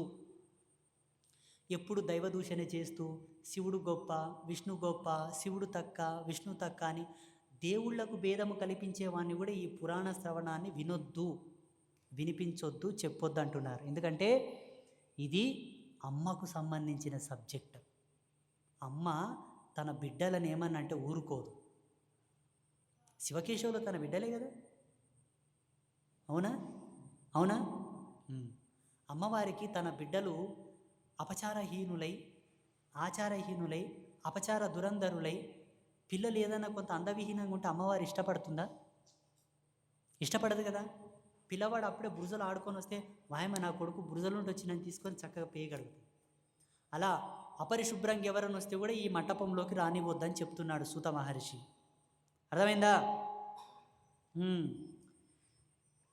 పురాణ శ్రవణం జరుపుతున్నప్పుడు లేదా పఠిస్తున్నప్పుడు అనేక సందేహాలు, సంశయాలు వస్తూ ఉంటాయి. వీళ్ళకి ఎవ్వరికి రావు. అడగరే, గురుదేవ నాదొక సందేహం అనాలి. వాటిని తీర్చడానికి వీలుగా సమర్థుడైన పండితుణ్ణి ఒకరిద్దరిని కానీ ఆహ్వానించి పౌరాణికుని సన్నిధిలో కూర్చుండబెట్టాలి. ఈయన సహాయకుడిగా వ్యవహరిస్తూ సందేహాలు తీర్చాలి. ఇంతకుముందు ఆరంభంలో ఏం చెప్పాడంటే, పురాణ ప్రవచనము చెప్పేటటువంటి పండితుడు, పౌరాణికుడు మంచి వాక్కు చాతుర్యం కలిగిన వాడై ఉండాలని చెప్పాడు సూత మహర్షి. అలాగే సర్వవేదములను, సర్వధర్మములను, అన్ని దేవతల యొక్క ఉనికి తెలిసిన వాడై ఉండాలి. మధ్యలో సందేహాలు వస్తుంటాయి కదా. మంచి వాక్కు చాతుర్యం కలిగిన వాడై ఉండాలి. అలా అటువంటి వాళ్ళతో ఈ పురాణ ప్రవచనం చెప్పించండి అని సూత మహర్షి శౌనకాది మహామునులకు చెప్తున్నాడు. ఎందుకంటే వాళ్ళు అడిగారు కదా, నియమాలేంటి, ముహూర్తం ఏంటి, ఎట్లా ప్రారంభం చేయాలని అడిగినారు కదా. ఆయన అడిగిండంటే వాళ్ళ కోసం కాదు, వాళ్ళు లేరు ఇప్పుడు, మీ అంచటల కోసం అడిగారు. ఋషి ఏమి దర్శించినా భావి తరాలకే, ఋషి ఏమి అడిగినా భావి తరాలకే. అవునా? ప్రారంభ ముహూర్తానికి ముందు రోజునే వక్తృ, శ్రోత్రలు, క్షూర కర్మాదులు చేయించుకొని అందరూ పురాణ శ్రవణ దీక్షను స్వీకరించాలి. తెల్లవారుజాముని లేచి కాలకృత్యాలు తీర్చుకొని స్నాన సంధ్యాదులు ముగించుకొని వినడానికి కూర్చోవాలి. 9 రోజులు వీటిని క్లుప్తంగా ముగించుకోవచ్చు. కథాశ్రవణ యోగ్యత్వ సిద్ధి కోసం యథాశక్తిగా గోదానాదులు చేయడం మంచిది. ఎవరైనా సద్బ్రాహ్మణ కుటుంబంలో పుట్టిన వాళ్ళు ఇటువంటి పరమ పవిత్రమైన భాగవత, రామాయణ, దేవీ భాగవత, మహాభారతాది గ్రంథాలను శ్రవణం చేయాలనుకుంటే ఒక వారం లోపల భాగవత పురాణ ప్రవచనం ప్రారంభమవుతుందంటే ముందే యోగ్యమైన దినమునందు గడ్డము, మీసాలు, క్షవరం, గోళ్ళు కత్తిరించుకోవడం అన్నీ శుభ్రం చేసుకొని, అన్ని శుద్ధులు చేసుకొని పవిత్రంగా వచ్చి కూర్చొని వింటారు. ఎందుకంటే ఆరంభం చేసినప్పటి నుంచి ముగిసే వరకు మధ్యలో ఏవి కూడా కట్ చేయకూడదు కాబట్టి. అలా ఆ పురాణం ఈరోజు ప్రారంభం అవుతుందంటే తెల్లవారుజామున బ్రాహ్మీ ముహూర్తంలో లేచి సంధ్యావందనాదులు తీర్చుకొని అంతా పూజలు హోమాలు జపాలు తపాలని చేసుకొని వచ్చి రెడీగా కూర్చునే వాళ్ళంట వినడానికి. నిర్విఘ్న పరిసమాప్తిని కాంక్షిస్తూ ముందుగా గణపతిని పూజించాలి. కలశ స్థాపన చేసి అర్పించడం, వటుక క్షేత్రపాల యోగిని మాతృక తులసి గ్రహ హరి హరాదులను పూజించడం విధిగా చేస్తే విశేష ఫలితాలు ఉంటాయి. నవాక్షర మంత్రంతో జగదంబికను అర్చించాలి. శ్రీమద్దేవి భాగవత పుస్తకాన్ని సకలోపచారాలతోనూ పూజించాలి. ఇది ఆ పరాశక్తికి వాగ్రూపమూర్తి, శోభనాక్షర విరాజితం కనుక గ్రంథ పూజ చేయాలి. విఘ్నోపశాంతి కోసం 5 బ్రాహ్మణులను నియమించి 9 రోజుల పాటు నిత్యం నవాక్షర మంత్ర జపం చేయించాలి. సప్తశతి స్తవం పారాయణం చేయించాలి. ఏ రోజుకా రోజు పురాణ శ్రవణానికి ఆరంభంలోనూ ముగింపులోనూ ప్రదక్షిణ నమస్కారాలు చేసి జగదంబను స్తుతించాలి. కాత్యాయని మహామాయే భవానీ భువనేశ్వరి సంసార సాగరే మగ్నం మాముద్ధర కృపామయే బ్రహ్మ విష్ణు శివారాధ్యే ప్రసాదం జగదంబికే మనోభిలషితం దేవి వరం దేహి నమోస్తుతే. అమ్మవారిని స్తుతించాలని చెప్తున్నారు. ఈ గ్రంథం సాక్షాత్తు చింతామణి గృహమునందు నివసించేటటువంటి పరాభట్టారిక స్వరూపమట. అందుకే భగవతికి యోగిని పరివారం ఉంటుంది, సర్వసైన్యాధిపతి పరివారం ఉంటుంది, అష్టభైరవులు, సప్తమాతృకలు, దశమహావిద్యలు ఆమె పరివార ఆస్థాన దేవతలు. వారందరినీ భావన చేసి ఇది దేవి భాగవతాన్ని ఎవరైనా పఠనం చేయాలనుకున్నా, శ్రవణం చేయాలనుకున్నా, పఠింపజేయాలనుకున్నా, శ్రవణింపజేయాలనుకున్నా ఈ నియమాలు పాటించాలని సూత మహాముని శౌనకాది మహారుషులకు చెప్తున్నాడు. ఈ పురాణ శ్రవణం చేసిన వాళ్ళకి ఎవరికెవరికి ఎటువంటి ఫలితాలు కలిగాయో కూడా చెప్పాడు. కృష్ణుడి తండ్రికి ఫలితం కలిగింది, ఎందరో ఋషులకు కూడా ఫలితాలు కలిగాయి, మన్వంతరాలకు అధిపతులయ్యారు. ఈ రోజుడితో దేవి భాగవత ప్రవచనాన్ని ముగిస్తున్నాను. రేపు మళ్ళీ దేవి భాగవత పురాణ ప్రవచనాన్ని ప్రారంభిస్తాం. స్వస్తి. ఓం శ్రీ జగదంబికాయే నమః.